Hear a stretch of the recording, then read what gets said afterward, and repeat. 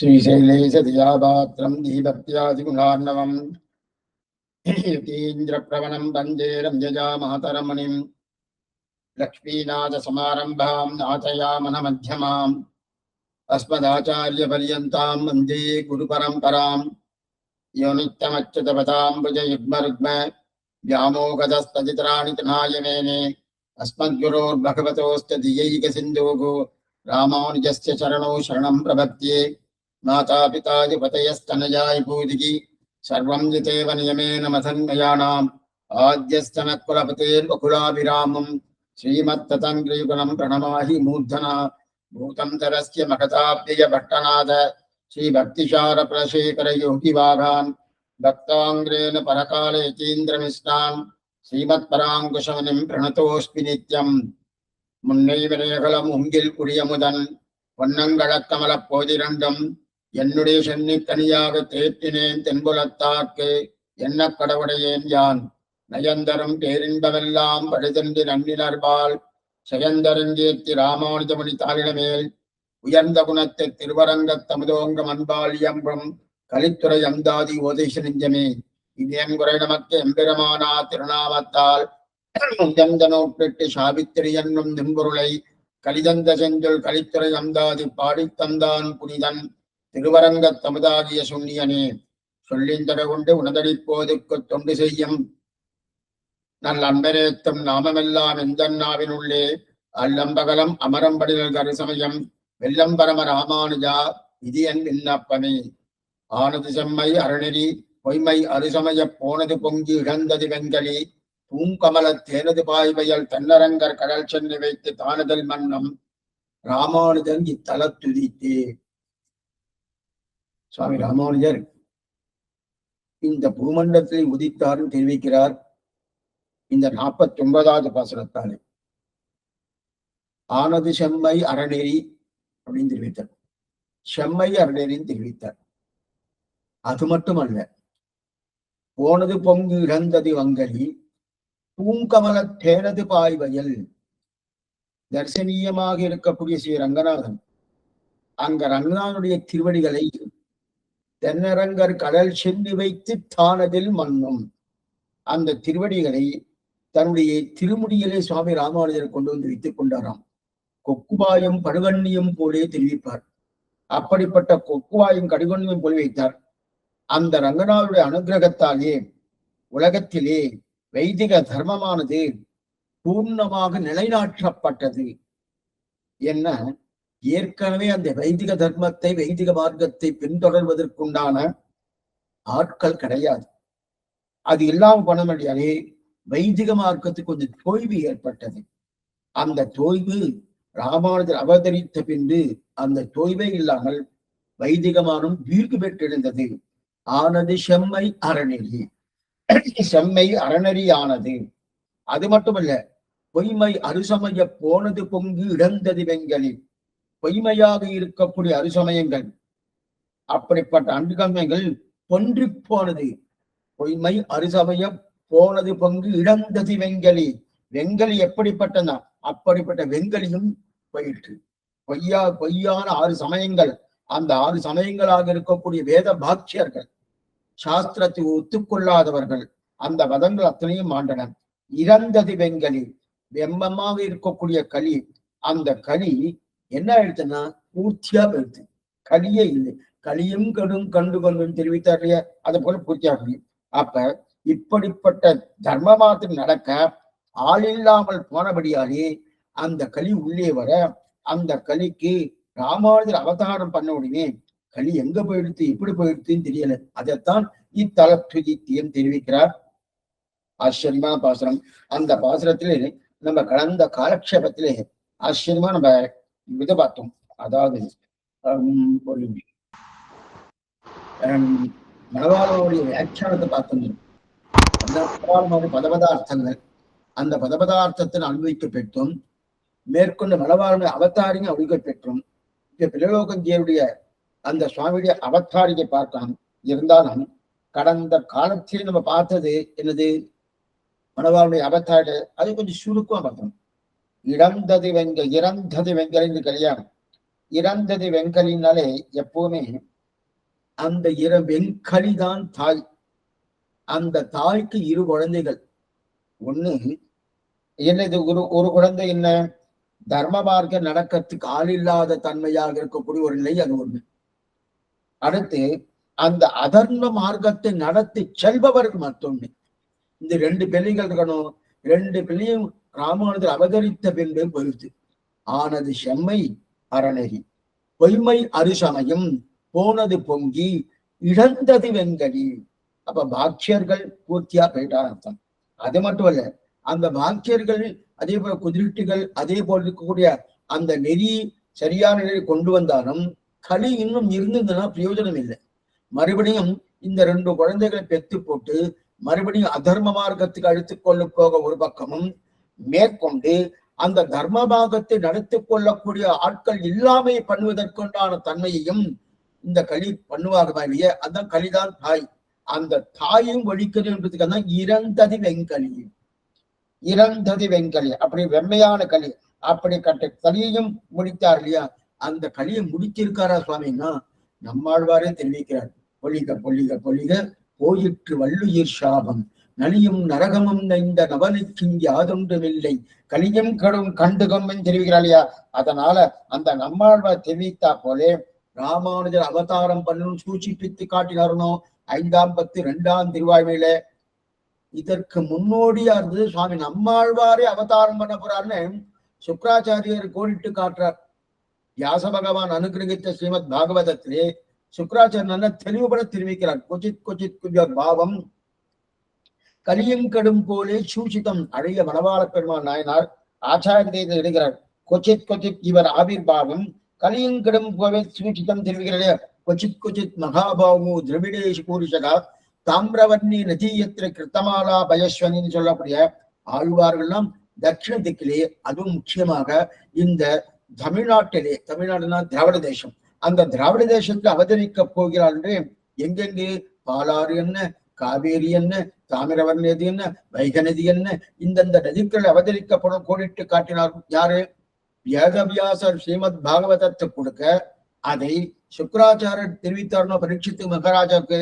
அதே போல சுவாமி நம்மாழ்வார் ராமானுஜர் அவதாரம் பண்ண போகிறார்ன்றதுக்காக கிட்டத்தட்ட இன்னைக்கு 5128 வருஷங்கள் ஆயிடுச்சு ஆச்சாரிய நம்மாழ்வார் அவதாரம் பண்ணி. அந்த 5128 வருஷத்துல 1000 வருஷம் ஆயிடுச்சு சுவாமி ராமானுஜர் அவதாரம் பண்ணி. கிட்டத்தட்ட 4000 வருஷத்துக்கு முன்னாடியே அவர் காட்டாரணும் பொலிக பொலிக பொலிக போயிற்று வள்ளுயிர் சாபம் தெரிவித்தார் இல்லையா. அப்ப இந்த உலகம் இவ்வளவுதான் சமர்த்தியா இருக்கிறதுக்கு என்ன பண்ணும், என்ன ஆச்சுன்னா உதித்தார் சுவாமி அவதாரம் பண்ணபடியால என்ன எடுத்தது, பொய்மை அருசமயம். அருசமயம் பெழுத்து, அருசமயம்னா பொய்மையான அருசமயம், பொய்மையான உண்மையான அருசமயம் இல்ல, பொய், எல்லாமே பொய் பிரச்சாரம். அப்படிப்பட்ட பொய்மையான அருசமயம் பெழுத்து அப்ப நம்மை பொய்யிலே பிடித்து தள்ளக்கூடிய அருசமயம். ஏன்னா எதுவாக இது கிடையாது, சர்வம் சூன்யம், ஆத்மாவே கிடையாது, உனக்கு நீயே எல்லாம் ராஜா, நீ என்ன பண்றது அதுதான். அது மட்டும் இல்ல, இது கிடையாது, பாவம் கிடையாது, புண்ணியம் கிடையாது. அப்ப போன ஜென்மம் எதனால வந்தது, இந்த ஜென்மம் எதனால வந்தது அதெல்லாம் தெரியாது, இப்ப இருக்கிறது அவ்வளவுதான் அப்படின்ற பாருங்க. அதான் பொய், பொய்யான அரிசமயம். அந்த பொய்யான அரிசமயம்னா அந்த இடத்துல யார் சொல்றது, பாக்கியர்கள். ஏன்னா குதிஷ்டிகள் சாஸ்திரத்தை ஒத்துண்டு இருக்கா, ஒத்துண்டபடியால ஆத்மா ஒத்துண்டா பாவ புண்ணியத்தை ஒத்துண்டு இருக்கா. ஆனா இவ பொய்யான அரிசமயத்தை பாப புண்ணியத்தை ஒத்துக்கணும். அப்படிப்பட்ட பொய்யான அரிசமயத்தை தெரிவிக்கிறார். போனது பொங்கி இழந்தது வெங்கலி அப்படின்னு அர்த்தம். ஆனது செம்மை அறநெறி பொய்மை, போனது பொங்கி அப்படின்னு சொல்லிக்கல. அப்ப பொன்மை, பொன்மை அருசமயம். இந்த இடத்துல 2 விஷயமா இருக்கிறார். இன்னொரு, அதாவது என்ன தெரிவிக்க, பொய்யான அரிசமயம் ஒண்ணு சொன்னார், கொஞ்சம் அர்த்தத்தை அந்த சப்தத்தை மாத்தார். பொன்மை அரிசமயம். பொன்மைன்னா அந்த பொன்மை அரிசமயம்னு பாடமான போது கீழே என்ன சொன்னார், பொய்மை அரிசமயம்னா பொய்யாக இருக்கிறது அப்படின்னு சொன்னார். பொய்யானது என்னென்ன, சாஸ்திரம் பொய், சாஸ்திரம் பொய், அதுல ஒண்ணும் கிடையாது கிடையாதுதான் பொய்யான அரிசமயம், அந்த கீழே சொன்னது. ஆனா இப்ப சொல்றதுன்னா பொன்மை, பொன்மை பொன்மைன்னா பொல்லாததுன்னு அர்த்தம். ஏன்னா வேதபாட்சியர்கள் சொன்னதை பொல்லாதவர்கள் அர்த்தம். அப்பதான் நாஸ்திகவாதிகள், நாஸ்திகவாதிகள் பொல்லாதவர்கள். அதான் பொன்மை, பொன்மைன்னா பொல்லாது. பொய்மை என்பது பொய்யானது, பொன்மை என்பது பொல்லாதது. அப்படிப்பட்ட வேதத்துக்கு புறம்பாக எது இருந்தாலும் அது என்ன ஆகும், இது பொல்லாதன்ற வீணா வேற போயிடும், வீணா போயிடும். அப்ப ரொம்ப பொல்லாதுன்னு சாஸ்திரம் சொல்லி தெரியா, அதைத்தான் பொய்மை அது சமயம் தெரிவிக்கிறார். இது மணவாளனுடைய அப்படிப்பட்ட ஆச்சரியமான அந்த பதபதார்த்தங்கள் என்ன, மேற்கொண்டு அவருடைய அவதாரிகளை ரெடி அமைப்பு வைத்தோம். இப்ப பில்லோகஞ்சியருடைய வியாக்கியான அவதாரிக வாசிக்கும் ரொம்ப சுருக்கமான வியாக்கியானம் இது. ஆனாலும் நமக்கு அதே நேரம் தான் ஆகுது, ஒரே நாள்ல முடிக்கணும். ஏற்கனவே ஒரு நாள் ஆயிடுத்து, இன்னொரு நாள் ஆகப்படும் இருக்கணும். அவதாரம் 49ஆம் பாட்டு. எம்பெருமானார் தம்முடைய பிராப்தி பிரதிபந்தங்களை எல்லாம் போக்கி தன் திருவுள்ளத்திலே நிரந்தரவாசம் பண்ணுகிற முகோபகாரத்தால் அந்த பிரீத்தி பரிகட்சத்தையும் அந்த பிரீத்தி எப்போதும் உண்டாக்கக்கூடும் என்று அதிசங்கை பண்ணினவரை குறித்து அதனுடைய அசஞ்சலை ஹேதுவில்லாமையாலையும் கீழிரண்டு பாட்டுக்களாலே அருளி செய்து இதிலே எம்பெருமானார் திரு அவதரித்தருளின பின்பு வேதத்துக்குண்டான சமதியையும் துர்மதங்களுக்கும் கலிதோஷத்துக்குண்டான விநாசத்தையும் அனுசந்தித்து இனியராகிறார். முதல்ல தன் ஆனந்தத்தை சொல்கிறார். என்னன்னா அதான் இனியராக முடிகிறார் இல்லையா. ராமானுஜர் திருவடிகளை அடைவது பிராப்தி. அந்த பிராப்தி ஏற்படணும்னா நமக்கு நிறைய தடங்கள்லாம் வந்துட்டே இருக்கு. எல்லாம் இருந்தது நிறைய இருந்தது, 1-2 நிறைய இருந்தது.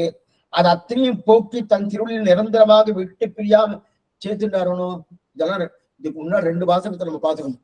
இதுக்கு முன்னாடி பாசனம் என்ன, ஒவ்வொரு பாசனத்தை சொல்லிடுறேன். நிகரென்றி நின்றைய நீசனைக்கு முன்னாடி பாசனம், அதற்கு முன்னாடி பாசனம் ஆச்சரியமான இறஞ்சப்படும் பரபீசம்.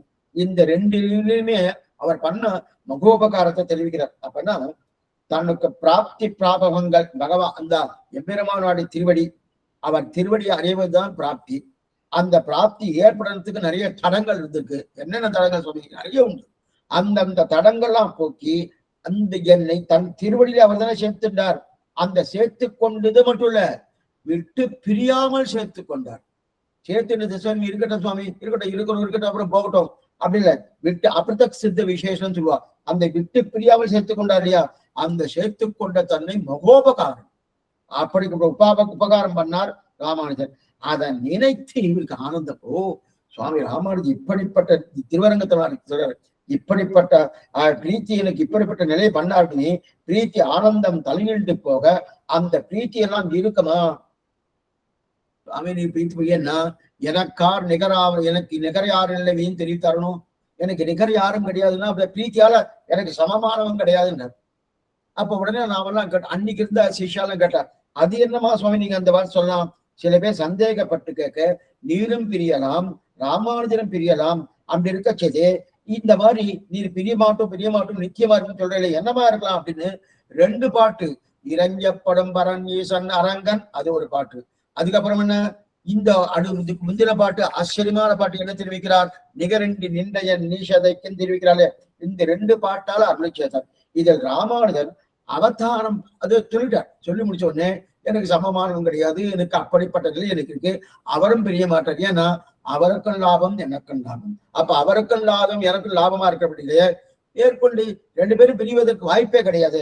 எனக்கு மட்டும் லாபமா இருந்தா அவர் பிரிவதற்கு வாய்ப்பு உண்டு, அவருக்கு மட்டும் லாபம் இருந்தா அடியன் பிரிவதற்கு வாய்ப்பு உண்டு.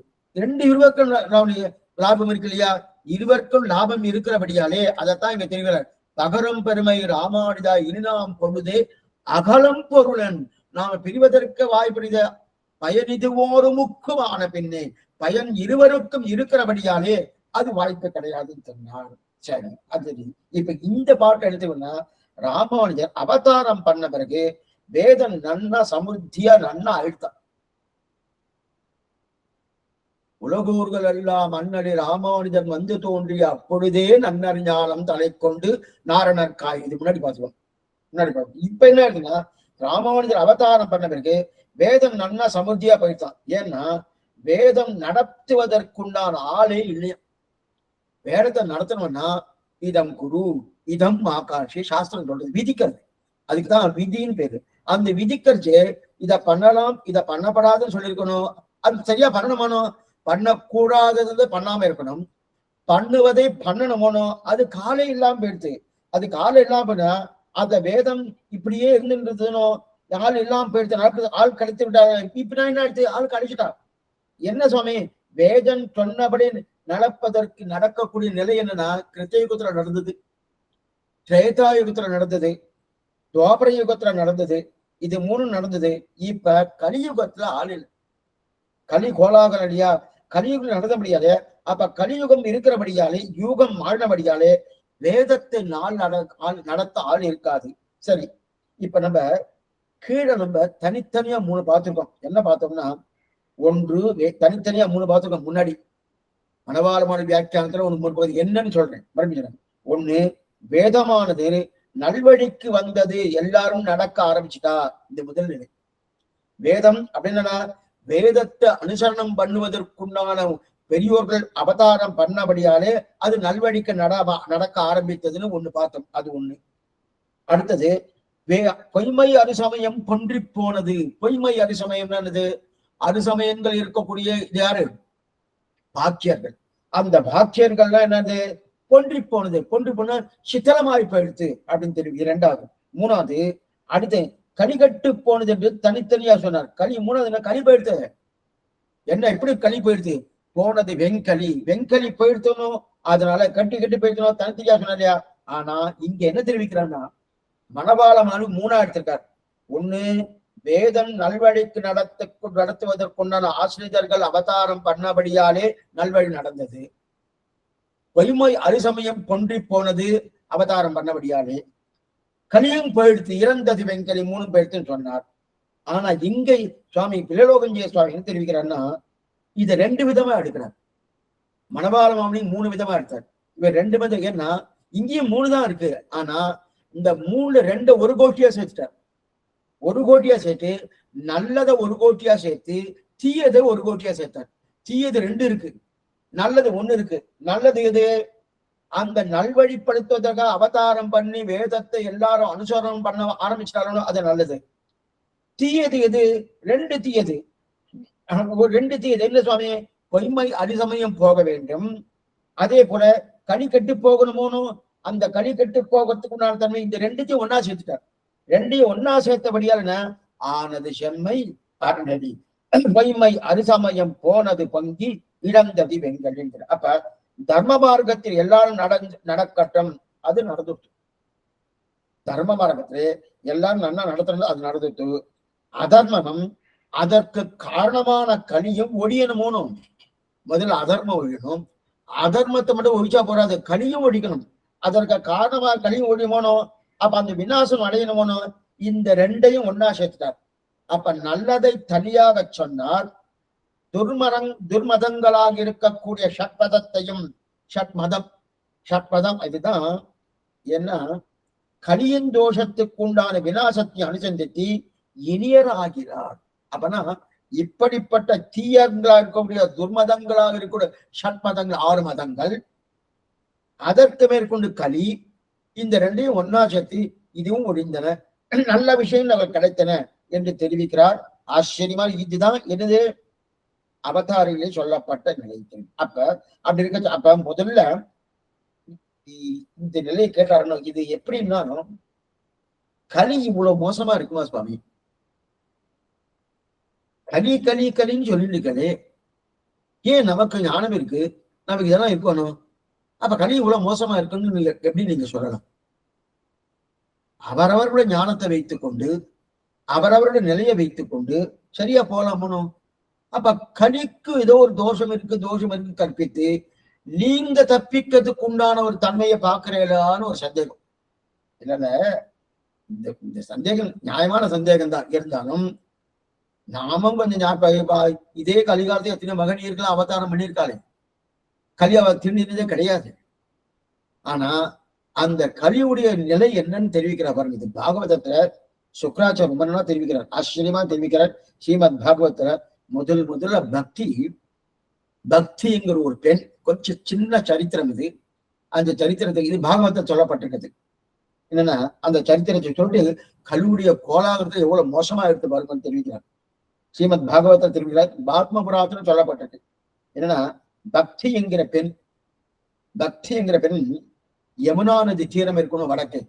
அந்த யமுனா தீரத்துல போய் உட்கார்ந்து இருந்தா அவளுக்கு நல்லா இளைய வயசு, எப்படிய வயசுனா யௌவனமா தான் இருக்கா. நல்லா யௌவனமா இருக்கா. பக்கத்துல 2 பேர் இருக்கா. பக்கத்துல 2 பேர்னா யாருன்னா ஞானம் வைராக்கியம். அப்ப 2 பேரும் ரொம்ப வயசானவளா இருக்கா. ரொம்ப வயசான 2 பேரும் நம்ம வயசானால இருக்கிறது மட்டும் இல்ல, அவளால் முடியல. மூர்ச்சித்து கீழே விழுந்துட்டா. கீழே விழுந்துட்டா. அந்த வழியா ஒரு பக்கம் பக்திங்கிற பெண் யவனத்தோடு அந்த யமுனா நதிக்கரையில் உட்கார்ந்துட்டு இருக்கா. அதுக்கு பக்கத்துல வைராக்கியம் என்ன, அதே போல இருக்கக்கூடிய இன்னொன்னு ஞானம் என்ன, இந்த இருவரும் அங்க பட்டு மூர்ச்சித்து கீழே வந்து படுத்துட்டு இருக்கா. நாரதர் அந்த வழியா போயிட்டு இருக்கார். இது ஸ்ரீமத் பாகவத்தில் சொல்லப்பட்டிருக்கு. அந்த வழியா போயிட்டே இருக்கச்சேயே அந்த நாரதர் இன்னமும் இந்த பெண்ணு எவ்வளமா இருக்காளே, பக்கத்துல 2 பேரும் வயசான மூர்ச்சித்து வீழ்ந்துட்டு இருக்காளே, என்ன ஆச்சு, என்ன நடந்தது, ஏது நடந்தது அப்படின்னு சொல்லி நேரா அந்த பெண்ணுக்கு பக்கத்துல போறா. பக்கத்துல பொண்ணு, ஏ பெண்ணு, நீ நன்னா எவ்வளமா இருந்துட்டு இருக்கியே, இவா 2 பேரும் வயசாயிருக்காளே, இவாள்லாம் யாரு, நீ யாரு, நீ என்ன விஷயம் அப்படின்னு கேட்டார். கேட்டவன அவர் சொன்னா, எனக்கு பக்தின்னு பேரு. சுருக்கமா சொல்றேன், ஏன்னா ஏற்கனவே நம்ம பாகவதத்தை நம்ம பார்த்திருக்கோம். எனக்கு பக்தின்னு பேரு. அப்ப நான் எங்க பிறந்தேன் தெரியுமா? பக்தி பிறந்தது நம்ம தேசம், திராவிட தேசத்துலதான் அவன் பிறந்திருக்கேன். ரொம்ப பெருமையா இருக்கு நமக்கு. திராவிட தேசம் நம்ம தேசம் தமிழ்நாடு. திராவிட தேசத்துல நான் பிறந்தேன். அடுத்து கர்நாடகால தான் நான் வளர்ந்தேன். அதற்கு மேற்கொண்டு மகாராஷ்டிரத்தை தான் மேலும் மேலும் மேலும் போய் இன்னும் நல்லா வளர்ந்தேன். ஊர்ஜரம் போனேன், மூப்படைந்து விட்டேன், வயசாயிடுத்து.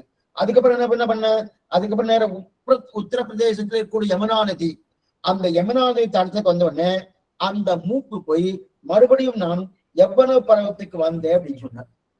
சரி, இது கொஞ்சம் நல்லதா இருக்கு. நீ பிறந்தது தமிழ்நாட்டுல, வளர்ந்தது மகாராஷ்டிரத்தையும் கர்நாடகத்தையும் நன்னா வளர்ந்தேன், நன்னா வளர்ந்தேன்னு சொன்னேன். ஊர்ஜனம் போனோன்னு வயசாயிடுச்சுன்னு சொன்னேன். மறுபடியும் உத்தரப்பிரதேச யமுனா நதி இருக்கிறவங்க உனக்கு நல்ல அதே மாதிரி பழைய யவன பருவம், இளமை பருவம் வந்துட்டு சொல்லியிருக்கேன். சரி இருக்கணும். இவா 2 பேரும் யாரு, இவா 2 பேரும் படுத்துட்டு இருக்காளே, இவா யாரு இங்க படுத்துட்டு இருக்காளே அப்படின்னு ஆறுதல் கேட்க, அவர் கேட்காது சொல்றாரு, அசிமத்துக்கு வரணும். அப்ப இவா 2 பேரும் யாருன்னா ஞானமும் வைராக்கியமும் இவா 2 பேரும். இவா 2 பேரும் யார் தெரியுமா? என் பிள்ளைகள் தான். இவ யவன பருவத்தோடு இருக்கா. அவ 2 என்ன ஞானம் வைராக்கியம் 2 பேரும் இவ வயசாயிடுச்சு, வயசானது இருக்கா, அப்படியே இருக்காங்க. இவர்கள் எவ்வனம் வரமாட்டேங்கிறது. எனக்கு வந்து எவ்வனம், இவளுக்கு எவ்வனம் வரமாட்டுறது. எழுப்பி விட்டா பரவாயில்லையே, எழுப்பி விட்டா பரவாயில்லையே, நீர் கொஞ்சம் பண்ணுமே, நீர் ஏதாவது ஒரே முகோபகாரம் பண்ணுமே, அந்த முகோபகாரம் பண்ணி இவாளை கொஞ்சம் எழுப்பி இதெல்லாம் பண்ணாமே அப்படின்னா.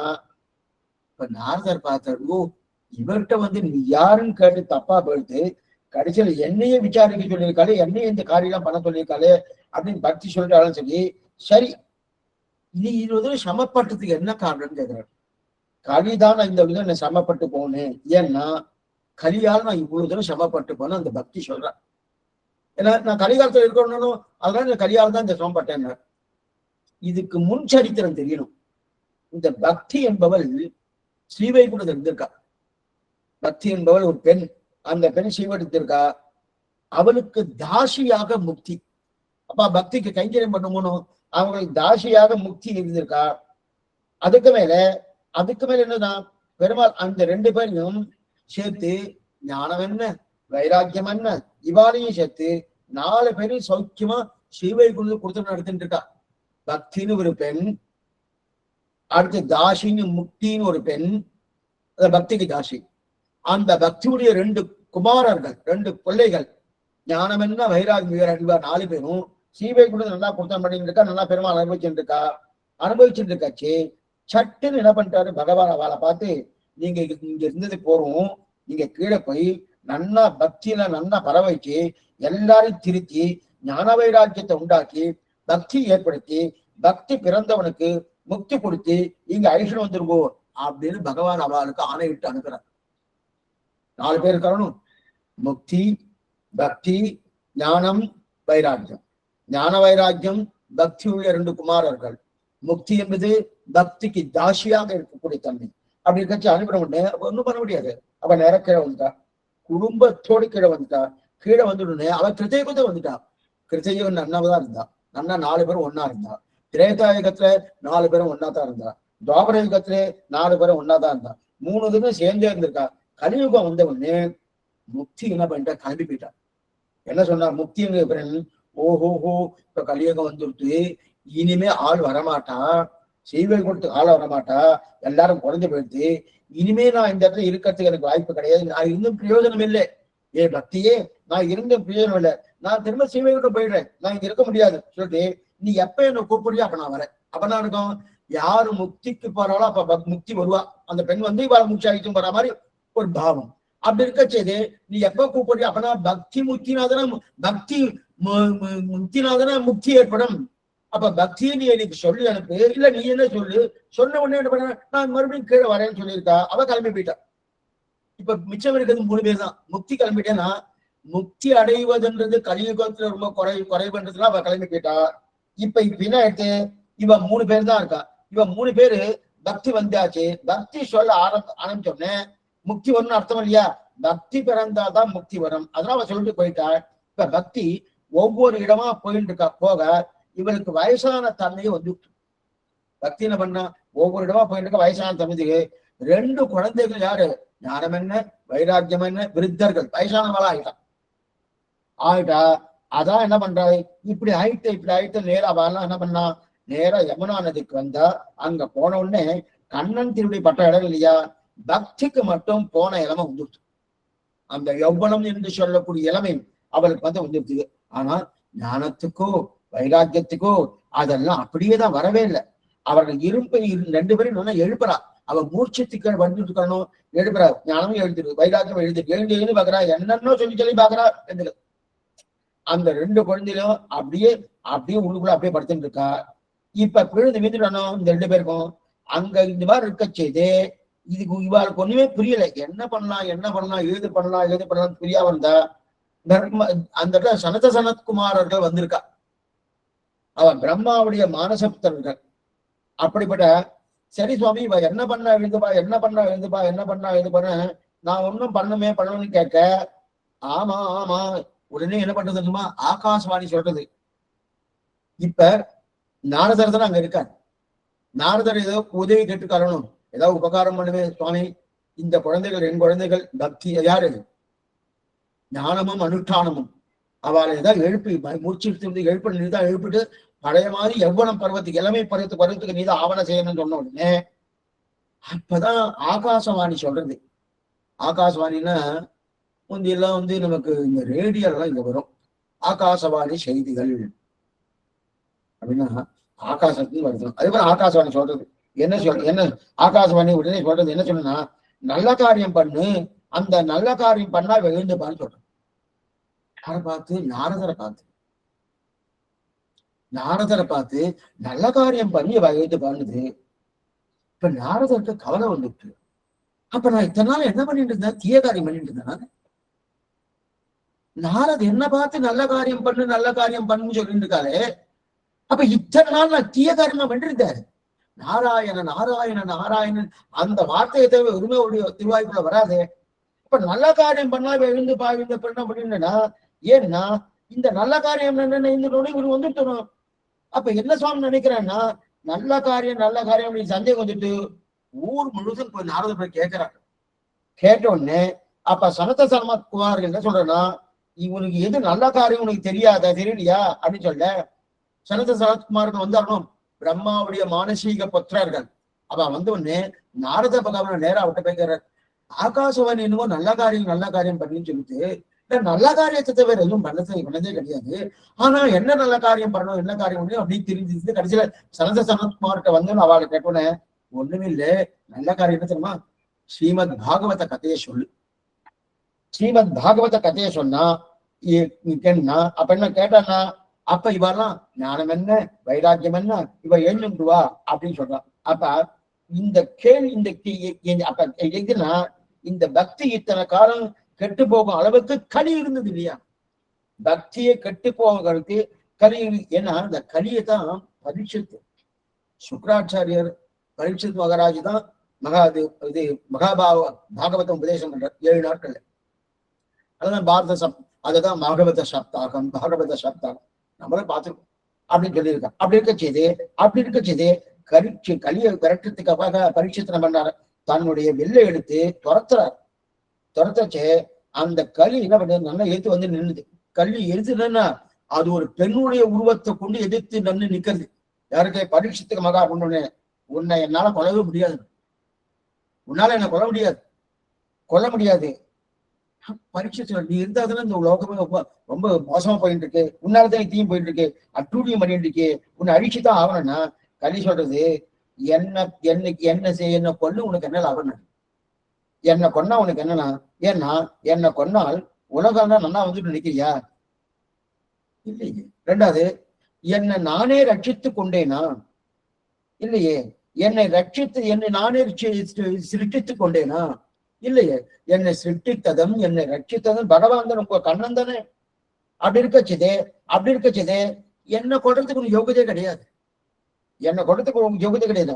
நான் இப்படி இருக்கிறேன்னா நான் என்னன்னா என்னால் தான் இப்படி இருக்கல, என்னால் இப்படி இருக்கிறேன்னா இல்ல. நீ போய் கண்ணன் இடத்துல போய் கேளு. ஏன்னா என்னை சிருஷ்டித்ததே கண்ணன் தானே. கலிக்கு இந்த மாதிரியான தீய நிலைகள் இருக்குன்னு சிருஷ்டித்தது அவன் தானே. நீ கண்ணன் தானே போய் கேட்கணும். அதை விட்டுட்டு என்ன வந்து கொடுறேன்னு சொல்லிட்டு என்னுடைய நிலை இது. இப்ப பாம்புக்கு விஷம் இருக்குன்னா உடனே பாம்பெல்லாம் மோசம்னா மோசம்தான், அடிச்சா பிராணம் போயிடும், வாஸ்தவம் தான். அந்த பாம்பை சிருஷ்டித்தது யாரு? பகவான் தானே. அப்படி இருக்கச்சே பாம்பை சிருஷ்டித்தது பகவான் தான் இருக்கச்சேது. அப்படி இருக்கச்சேது நம்ம கோச்சின் பிரயோஜனம், ஒவ்வொன்றுத்துக்கும் ஒவ்வொரு தன்மை இருக்கு. அப்ப என்ன கோச்சின் என்ன பிரயோஜனம் அப்படின்னு பரீட்சிக்கல. அப்ப கலிய கொண்டு ஒரு பிரயோஜனம் இல்லைன்னு தெரிஞ்சுட்டான் பரீட்சித்து மகராஜ் இருந்தா. அது மட்டும் இல்ல, என்னையே அந்த கண்ணன் தான் ரட்சித்தான், அதே கண்ணன் தான் உன்னை சிருஷ்டித்திருக்கான்னு தெரியாது. இருந்தாலும் உனக்கு நான் இந்த இடத்துல இருக்கப்படாது, இருந்தா இந்த லோகமே ரொம்ப அனர்த்தமா போறதுன்னு சொன்னாங்க. இப்ப பாம்பை சொல்லணும். பாம்பு விஷத்தோடு இருக்கு, அது விஷத்தோடு இருக்கிறது அதோட குற்றமா? இல்ல அந்த பாம்பு தன்னைத்தானே சிருஷ்டித்துக் கொண்டுதான் கிடையாது. எனக்கு விஷம் இருக்கட்டும், நானே பாம்பா மாறி அவளை கொள்றேன். சில பேர்லாம் அநேகமா இன்னைக்கு 1/2 மணி நேரத்துக்கு ஒரு தடவை அந்த தூர்தர்ஷன்ல போனோம்னா இதுதான் பண்றான். அந்த மாதிரிலாம் கிடையாது. அதெல்லாம் பொய்யை கைங்க சொல்லி புறமை ஆடின்னு சொல்லி அது மட்டும்தான். இது ஆனந்த செம்மை அறநெறி பொய்மை அது கூட வச்சுக்கலாம். எதுக்கு சொல்ல வந்தேன்னா, அந்த மாதிரி இருக்கச்சது ஏன் பாம்பு வாயில முழு தைத்துட்டு, பாம்பு வாயில முழு குத்திட்டு அது சிரமப்படுறது, வாயை திறந்து சிரமப்பட்டு இருக்கு. எம்பார் பார்த்து நேரா போனார். பாம்பு வாயில முழு குத்திட்டு நேரா போனார். தன் கையோ அதுக்கு வாய்க்குள்ள விட்டு அந்த முள்ள எடுத்து விட்டார். நேரா காவேரிக்கு தீர்த்தம் மட்டும் வந்துட்டார், சுத்தி பண்ணி வந்துட்டார். வந்த உடனே அங்க இருக்கிறாங்க கேட்டா, என்ன சுவாமி நீர் பண்ணது?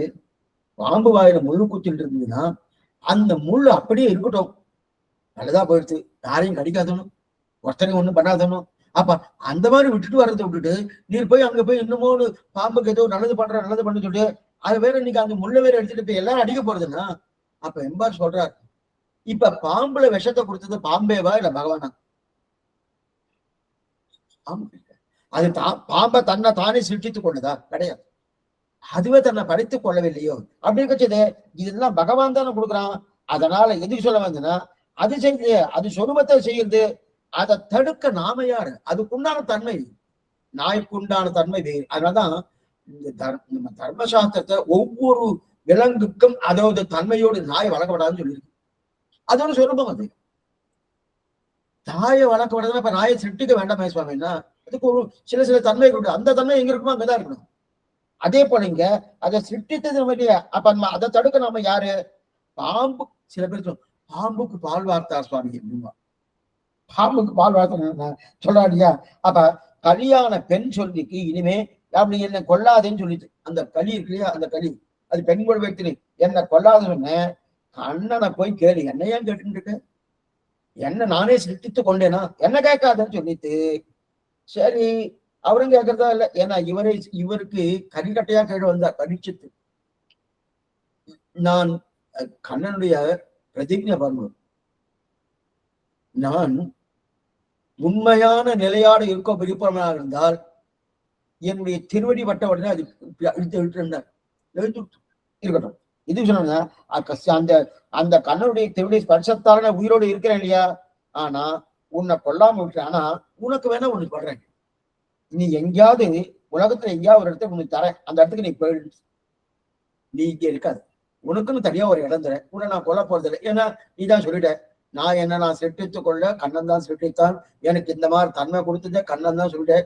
சரி அதெல்லாம் ஒண்ணு எங்க இருக்க வேண்டாம், நீ எங்க இருக்கியோ அங்க அதர்மம் தான் இருக்கும், அதனால நீங்க இருக்க வேண்டாம், உனக்கு நீ சரி வேற இடத்துக்கு கொடுக்குறேன்னு. வேற இடத்துக்கு கொடுக்குறோன்னா நம்ம நினைக்கிறோம் ஒருவேளை இவர் தெற்கு திக்கில இருந்தா வடக்கு பக்கம் போக சொல்லுவாரோ, ஒருவேளை மேற்கு திக்கில இருந்தா கிழக்கு பக்கம் போக சொல்லுவாரா அப்படின்னு நம்ம நினைக்கிறோம். கிடையாது. எங்கெங்கெல்லாம் இந்த நிலை இருக்கோ அந்த நீ இருக்கலான்ட்ட. கலிபுருஷன் எங்க தெரியுமா இருக்கா? ஸ்ரீகளுக்கு சரியான மதிப்பு எங்க இருக்காதோ அங்க நீ அங்க நீ இருக்கலாம். கோபூஜை எங்க நடக்காதோ, இன்னைக்கு பசுவதையெல்லாம் நடக்காது, கோபூஜை எங்கு நடக்காதோ கலிபுருஷனே அங்க நீ இருக்கலாம். எங்கு பெண்களுக்கு மதிப்பு கொடுக்கப்படுகிறதோ அங்க நீ இருக்கலாம். எங்கு வேதத்துக்கு மதிப்பில்லையோ, என்ன புரியுங்க, எங்கு வேதத்துக்கு மதிப்பில்லையோ அங்கு நீ இருக்கலாம். எங்கு பிராமணனுக்கு மதிப்பில்லையோ, பிரம்மத்தை அறிந்தவன் பிராமணன், எங்கு பிராமணனுங்க பிராமண ஜாதி மட்டுமல்ல, நல்லா நீ புரிஞ்சுக்கணும். ஏன்னா அப்ப முதல் வர்ணத்தை சொல்றா போல் இருக்கு. அப்ப என்ன சுவாமி வைசியாலாம் சொல்ல, சத்திரியாலாம் சொல்ல, சூத்ராலாம் சொல்லல, அவெல்லாம் மட்டம் போட்டுருக்கு. பிராமணன் சொல்ற பிரம்மத்தை அறிந்தவன் பிராமணன். அப்ப அவ சூத்ரனார் தான் பிரம்மத்தை அறிந்துதான் பிராமணன். பிராமணன் அங்க சரீரத்தை வைத்துக் கொண்டு பிராமணன் அர்த்தத்தை சொல்லல. யார் பிரம்மத்தை அறிந்து இருக்கிறாரோ அவர்களை மதிக்கலையோ அந்த இடத்துல நீ இருக்கலாம். அதுக்கப்புறம் எங்க போய் நல்லா தலைவிடுத்து ஆடுகிறது, எந்தெடுத்தாலும் பொய், வாயத்திறந்தாலே பொய், அந்த பொய்க்கு அங்கெல்லாம் நிற்கலாம். எந்த இடத்துல திருட்டு அதிகமா இருக்கிறதோ, திருட்டு இருக்கணும் அந்த இடத்துல இருக்கலாம். இது ரொம்ப முக்கியம். சுத்தி எங்க எங்கேயோ அங்க இருக்கான்ட்ட. அப்பனா அசுத்தியா இருந்தா களி அங்க வந்துருவான்னு அர்த்தம். அதனால்தான் ஆத்துல எல்லாம் அநேகமா ராத்திரியே 10 பாத்திரம் தேய்ச்சி வச்சிடணும். அது அப்படியே இதுக்குன்னு ஒரு சின்ன குளம் மாதிரி ஒண்ணு கட்டி வச்சிருக்கா. இப்பெல்லாம் வந்துருச்சு, அந்த காலத்துல அதெல்லாம் கிடையாது. அதுக்குள்ள போட்டு வச்சுருவா, படிச்சுட்டுமா காத்தால எழுத பழு தேய்க்கிறா இல்லையா, நேரா நடிகரவங்களுக்கு அது என்ன தேய்க்கிறதே தேய்க்கிறா இல்லையா, அந்த மாதிரி கூடாது, ராத்திரியே தேய்ச்சி வச்சிடணும். அப்ப எங்க சுத்தி இல்லையோ களி பிடிச்சாங்களே, எந்த இடத்தில் கர்ணத்திரைய சாரூபியம் இல்லையோ, கர்ணத்திரைய சாரூபியம் இல்லையோ அங்க இருக்கலாம்னு 10 இடத்த சொல்லிட்டு, இந்த 10 இடத்துல களியே நீ இருக்கலாம்னு படிச்சு சொன்னா இல்லையா. அப்ப இன்னைக்கு களி இங்கும் அங்கும் உண்டு. அப்ப களி உண்டு, இப்பவும் இருக்கு களி, இப்போதும் உண்டு எப்போதும் உண்டு. ஆனா இந்த 10 இடத்துல மட்டும்தான் உண்டு. இந்த 10 இடத்துல உண்டணும். அப்ப மற்ற இடத்துல களி இருக்காதா சுவாமி? எங்கெங்கெல்லாம் பொய் இல்லையோ, விதத்தாடல் இல்லையோ, பிராமணன் அதிக்கப்படுகிறதோ, பொய் தலையாடலையோ, திருட்டு இல்லையோ, அதே போல சுத்தி இருக்கோ, அங்கங்கெல்லாம் களி கிடையாதுன்னு. சரி, இப்ப அப்படிப்பட்ட களி இப்ப இருக்கு. இந்த 10 இடம் இல்லாம இருக்குமா? அது கட்டாயமே இருக்கும். கட்டாயம் களி இருக்கு அப்படின்னு தெரிவித்தாரு. இருக்கலாம் இந்த களி சொன்னேன். சரி, இங்கும் உண்டு அங்கு உண்டு எப்போது உண்டு, ஆனா இந்த 10 இடத்துல மட்டும்தான் இருக்கணும், வேற எங்கேயும் இருக்கப்படாது அப்படின்னு சொல்லி. இந்த 10 தப்பு யார் பண்ணுகிறார்களோ அங்கு மட்டும்தான் களி இருக்கலாம். இந்த 10 பண்ணணுன்ற ஒண்ணு பண்ண கூட போறோம். சுவாமி 10 பண்ணல சுவாமி, 8 தான் பண்ணிருக்கா, 2 மிச்சம் இருக்கா, களி வராதானா? வந்துரும். ஒன்னே ஒண்ணு பண்ணாலும் போறோம் களி வந்துடும். அப்படி இருக்கு இல்லையா? அங்க மட்டும்தான் இருக்கு. சுவாமி அப்ப பண்ணினது களிய கொல்லலையா? அப்ப இங்க என்ன சொல்லுங்க, இறந்தது வெண்கலின்னு சொல்லியிருக்கணும். என்ன பண்ணுங்க, ஆனது செம்மை அறநெறி பொய்மை அருசமய போனது பொங்கி இழந்தது வெண்கலின்னு இருக்க. அப்ப களிய கொல்லலையா அப்படின்னா, களியெல்லாம் கொல்ல முடியாது. என்ன பண்ணுங்க, களிய கொல்லலையானா களியெல்லாம் கொல்லல. இறந்தது வெண்கலம் களிய கொல்லவே இல்லைன்னா களிய கொல்லவே முடியாது. ஏன் கொல்லணும்? களி காலம் இருக்கிற வரைக்கும் களி இருந்துட்டு தான் இருக்கும். ஏன்னா இறந்தது வெங்கலினா களிய கொல்ல முடியாது. 4,32,000 வருஷங்கள் களி, 4,32,000 வருஷங்கள் களி. இது ஒரு கணக்கு. இது அப்படியே 2ஆ போட்டேன்னா துவாபர யுகம். அந்த துவாபர யுகத்தை அந்த கணக்கை 2ஆ பட்டேன்னா திரேதாயுகம். திரேதாயுகத்துடைய கணக்கை 2ஆ பண்ணேன்னா திரேதாயுகம். கிட்டத்தட்ட 45 லட்சம் உண்டு. எதுக்கு சொல்ல வந்தேன்னா, அப்ப 4 லட்சத்துக்கு சில பேர்லாம் போட்டா கூட 2013 1000 எல்லாம் இப்பதான் 5128 ஆயிருக்கு. 4,32,000 வருஷங்கள். 4,32,000 வருஷம்னா இன்னும் எவ்வளவு இருக்குன்னு 1 லட்சத்துக்கு வரல, 4 லட்சம் போகணும். இது சொல்ல வேண்டாம். அப்படி இருக்க ஆகணும்னா ராமானுஜரை கொல்ல போவது கிடையாது. தன்னுடைய திருவழித்தாவர்கள் யாரெல்லாம் ஆசிரித்தார்களோ அவர்களுக்கு இந்த 10 கஷ்டமும் வராதபடி பார்க்கிறான். இப்ப நாம என்ன நினைக்கிறோம், பொய் சொல்லக்கூடாது சுவாமி, திருடக்கூடாது சுவாமி. அதே போல சுத்தியை வச்சுக்கணும் சுவாமி. வேதத்தை மதிக்கணும், பிராமணர்களை மதிக்கணும், கோபூஜை பண்ணணும், ஸ்ரீகளுக்குள்ள மதிப்பு கொடுக்கணும். இதெல்லாம் சொல்லிட்டு இருக்கணும். நான் பண்ணேன்னா இதெல்லாம் கொடுக்கறது ராமானுஜர். இந்த அனுகிரகம் பண்ண உடனே அப்ப நம்ம ஒழுங்கா இருக்கணும். அந்த இடத்துல கலி வராது. அந்த இடத்துல கலி வரப்போறது கிடையாது. கலி வரணும். ஆனா ராமானு சொல்ல இதுல திருவடித்தாமல் யாரெல்லாம் ஆசிரித்தாரோ அவர்களுக்கு இந்த 10 கட்டமும் வராதபடி என்ன பண்றாரு ராமானுஜர் பாக்குறாரு. அப்ப இந்த 10 சிரமம் வரலன்னா அப்ப கலி என்ன சுவாமி? கலி இல்லைன்னு அர்த்தம். நான் இருக்கிற இடத்துல கலி இல்லை, எங்கேயோ இருக்கு, அது வேற விஷயம். நான் இருக்கிற கலி இல்லையேனோ அதுதான் அர்த்தம். அதனாலதான் இறந்ததி வெங்கலி.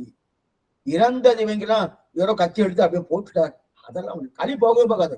4,32 வருஷங்கள் இருந்துதான் இங்க இருந்துதான் இருக்கு. அப்ப இறந்தது வெங்கலி. அப்ப சாஸ்திரத்துக்கும் சம்பிரதாயத்துக்கும் நெருங்கின தொடர்பு இதுதான். நல்லா பாத்துக்கணும். நெருங்கின தொடர்பு தான். தொடர்பு இல்லாம நான் பூர்வாச்சாரம் எதுவுமே வியாக்கியானம் பண்ணவே மாட்டேன். அப்ப ஆனது செம்மை அறநெறி பொய்மை அருசமைய போனது பொங்கி இறந்தது வெங்கலி அப்படிங்க. இறந்தது வெங்கலின்னா ஒருத்தன் கேட்கலாம், கலி இருக்கே சுவாமின்னு. இதுக்கு பதில் தயாரா சொல்லிட்டு இருக்காரு. கலி இருக்கே சுவாமி, உங்க ராமானுஜன் இறந்தது வெங்கலியா போயிட்டார் சொல்லிட்டு இருக்கே. கலி இல்லைன்னு சொல்லலையே. எங்கெங்கெல்லாம் இந்த 10 தன்மையோடு கூடியவா இருக்காளா அங்க கலி இருந்துட்டே இருக்க. அப்ப தன்னுடைய அடியார்களுக்கு ஏற்பனதா வண்ணம் ராமானுஜர் பார்ப்பார். தன்னுடைய திருவிடி சம்பந்தம் இருக்கு இல்லையா? ஏன்னா காமாதி தோஷ அரபாத்ம பதாஸ்திதானாம் ராமானுஜம் யதிபதிம் பிரணவாமி மூர்த்தனா ஸ்ரீமாதவாங்கிரி ஜலஜத்வய நித்யசேவா பிரேமாபிலாசய பராங்குஷ பாதபக்தம் காமாதி தோஷ அரமாத்ம பதாஸ்திதானாம். காமம் என்ன, தோஷம் என்ன, அறம் என்ன, இதெல்லாம் இதெல்லாம் 10 தோஷங்கள் உண்டு. காமாதி தோஷம், அந்த காமங்கள் முதலான தோஷங்களால இந்த 10 வரும் இல்லையா? அதனால அதைதான் தொலைக்கிறாரு. காமாதி தோஷ அரமாத்ம பதாஸ்திதானம், அதெல்லாம் தொலைச்சபடியாலே இந்த 10 தோஷம் தொலைக்கிறபடியால அவ கலி இருக்கிறார். அதனாலதான் இறந்ததி வெங்கலி. அப்ப கலி போயிட்டு என்றுதான் அனுசந்தானம் பண்ணி பக்திய கருவிலையா அதைத்தான் தெரியும். அப்ப இது அவதாரிக முற்றுத்து வியாக்கியானம். ஆச்சரியமான வியாக்கியானம். பூங்கமல தெனது பாய்வயல் அழகிய தாமரையை பூக்களில் உண்டான தேனாகிற ஆறுகளை நீராக பாயா நின்றுள்ள வயலாலை சூழப்பட்ட தன்னரங்கன். திருமதில்களும் திருக்கோபுரங்களும் திருச்சோலைகளுமான சமுதாய சோபையை தர்சனீயமான கோயிலை இருப்பிடமாக இருக்கிற பெரிய பெருமாளுடைய கடல் சென்னி வைத்து திருவடிகளை தம்முடைய சிரசிலை வைத்துக் கொண்டு கொக்குவாயும் படுகண்ணியும் இசைத்தா போலே அழைத்து திருவடிகளும் திருவடியும் சேர்ந்தபடி அன்றிக்கே. இதுவரைக்கும் முதல் அர்த்தம் பார்த்துக்கணும். இது அன்றிக்கு, இந்த வியாக்கியானது அன்றிக்கே அதவா இந்த மாதிரி சப்தம் வந்தோம்னா இன்னொரு அர்த்தம் இருக்கும்னு அர்த்தம். இன்னொரு அபிப்பிராயம் இருக்கலாம், அல்லது இன்னொரு நிர்வாகம் இருக்கலாம், இல்லது 2வது அர்த்தமா இருக்கலாம். அப்படி இந்த வியாக்கியான செய்தி இதுதான். அன்றைக்கே அதவா இந்த மாதிரி சப்தம் வந்து அர்த்தம் இது தெரியல. இப்ப பூங்கமல தேனது பாய்வையல் தென்னரங்கர் கடல் சென்று வைத்து தானதல் மன்னம். இது விசேஷம். பூங்கமல தேனது பாய்வையல் அழகிய தாமரைப்பூ, அந்த தாமரைப்பூல உண்டானுகிற தேன், அந்த தேனாகிற ஆறு, அந்த நீராக பாய நின்றுள்ள வயலாலே, அதாவது நீர்பாய் வயலில் சூழப்பட்ட திவ்ய தேசம் தென்னரங்கம். தேனது பாய்வயல் தென்னரங்கர் கடல் இருக்கு இல்லையா? அப்படி அப்ப அந்த தேனாலே சூழப்பட்ட தென்னரங்கம். தேனாலே சூழப்பட்ட அந்த 2 பாயர் தான். ஒரு காவேரி ஆறு ஒரு பக்கம் பாயிருது, இன்னொரு தேனாறு பாயர் தான். தேனது பாய்வயல், அந்த பயிர்கள்லாம் தேனை ஊத்தி வளர்ப்பலாம், தண்ணி ஊத்தி வளர்க்க மாட்டாங்க. தேனை ஊத்தி வளர்க்க தேனது பாய்வயல் தெரிவிக்கிறார். இதுதான் திருவங்கையாழ்வார் திருக்குறுந்தாடன் தெரிவிக்கிறார். வானிடை புயலை மாலை வரையிடம் பிரசம் என்ற தேனிடை கரும்பின் சாற்றை திருவிடை மணிவாடான்னு தெரிவிக்கிறார் இல்லையா? அப்ப எம்பெருமான் இந்த வானத்துல நடுவில் இருக்கிற புயல் மேகத்தை போல, ஏன்னா வானத்துல வானிடை புயலை மாலை, புயல் மேகம் எப்படி பளிச்சுன்னு ஒரு போனோம் அந்த மாதிரி சேவை சாய்க்கிறான். அதே போல வரையிடை பிரசம் என்ற தேனிடை கரும்பின் சாற்றை, மலையிலே நிறைய தேன் கூடு இருக்குமோனோ, அந்த தேன் கொடுக்கணும், அந்த தேன் கூடுல இருக்கிறது தேனாக கொட்டுகிறதையா, அந்த தேன் பக்கத்துல ஓடி வரக்கூடிய நெல்கதிர், அப்படிப்பட்ட நெல்கதிரா வளர்ந்துருக்கான். அப்படிப்பட்ட ஜலங்கொட்டி இங்க பாக்கலையா? எங்க திருவரங்கத்துல ஜலங்கொட்டி பாக்கலையா? அந்த தேனையே கொட்டி அதான் தேனது பாய்வையால் தன்னரங்கம். அந்த தேனாலே தேனது பாய்வல், தேனாலே வளர்த்தால் இருந்தால் புறம் ஸ்ரீரங்கத்தை, அந்த ஊரில் தேனில் தான் எல்லாம் வளர்த்தான். தேன் வளர்தானா அப்பனா சமுதாய சோலை, சேர்த்து பார்த்த அழகு.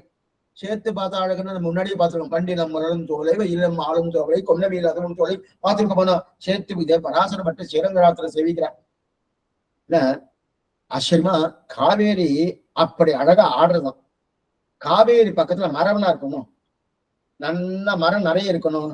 அந்த மரத்துக்கு மேல நல்லா சுத்தி சுத்தி செடி கொடிகள்லாம் இருக்கணும். அந்த கொடியில மஞ்சரின்னு ஒரு பூங்கொத்து, மஞ்சு ஸ்ரீரங்கராத்திர ரொம்ப அழகா தெரிவிக்கிறார். மஞ்சரின்னு ஒரு பூங்கொத்து. அந்த பூங்கொத்துன்னா அந்த பூங்கொத்துக்குள்ள தேன் வண்டு இருக்கான்.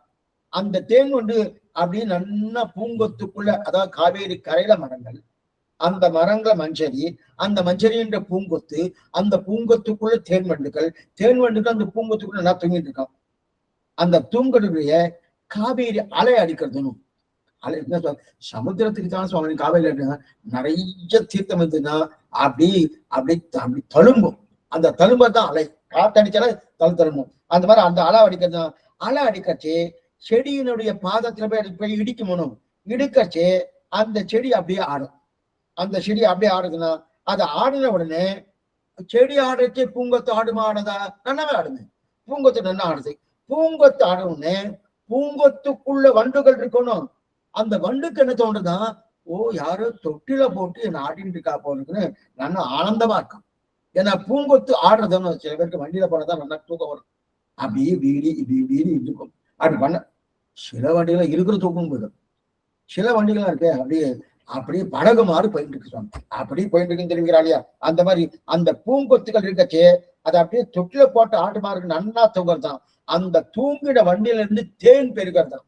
அது தேன் பெருக பெருக அதனால வளர்ந்திருக்கக்கூடிய கதலி மரம், நாரிக்கேல மரம், பாக்க மரம் இதெல்லாம் எங்க இருக்கு? காவேரி கரை ஓரத்துல தான் இருக்கான். அதான் வண்டினம் முரரும் சோலை, மயிலினம் ஆறும் சோலை, கொண்டல் மேல. அதை சொல்லித்தான் ஸ்ரீரங்கராஜஸ்தவத்துல பராசப்பட்டி எழுதியிருக்க. கதலி மரம் என்ன, நாரிகேல மரம் என்ன, அதே போல பாக்க மரம் என்ன, இந்த மரங்கள்லாம் இந்த வண்டுகள் பாய்ந்த தேனை வைத்துக் கொண்டு வளர்ந்துருக்கான். இது பராசப்பட்டி இல்லையா? அப்ப இது ஒரு பக்கம். அப்ப ஒரு பக்கம் என்ன பேரு தேன் காவேரி ஓடுது, இன்னொரு பக்கம் பொன்னி காவேரி, பொன்னி அப்படின்னு இருக்க பொன்னி காவேரி. பொன்னி காவேரி ஓடுதா? பொன்னு காவேரி என்ன பண்றதுன்னா தன்னிடத்தில் யாரெல்லாம் வந்து தீர்த்தம் ஆடுறாளோ அவருடைய பாவங்களையும் போக்குறது. காவேரிக்கு தெரியும். காவேரி விரஜாசேயம் வைகுண்டம் ரங்க மந்திரம் வாசுதேவ ரங்கேஷகா பிரத்யக்ஷம் பரமம் பதம். காவேரி விரஜாசன், காவேரியே விரஜன்னு தெரிவிக்கிறார். அப்ப தன்னிடத்தில் யாரெல்லாம் தீர்த்தமாடுறாளோ அவளுடைய பாபத்தெல்லாம் போக்குறது. தன்னிடத்தில் தீர்த்தமாடுற ஜனங்களை புனிதத்தன்மை அடைக்கிறது. சாமி தீர்த்தமாடிட்டே இருக்கணும்.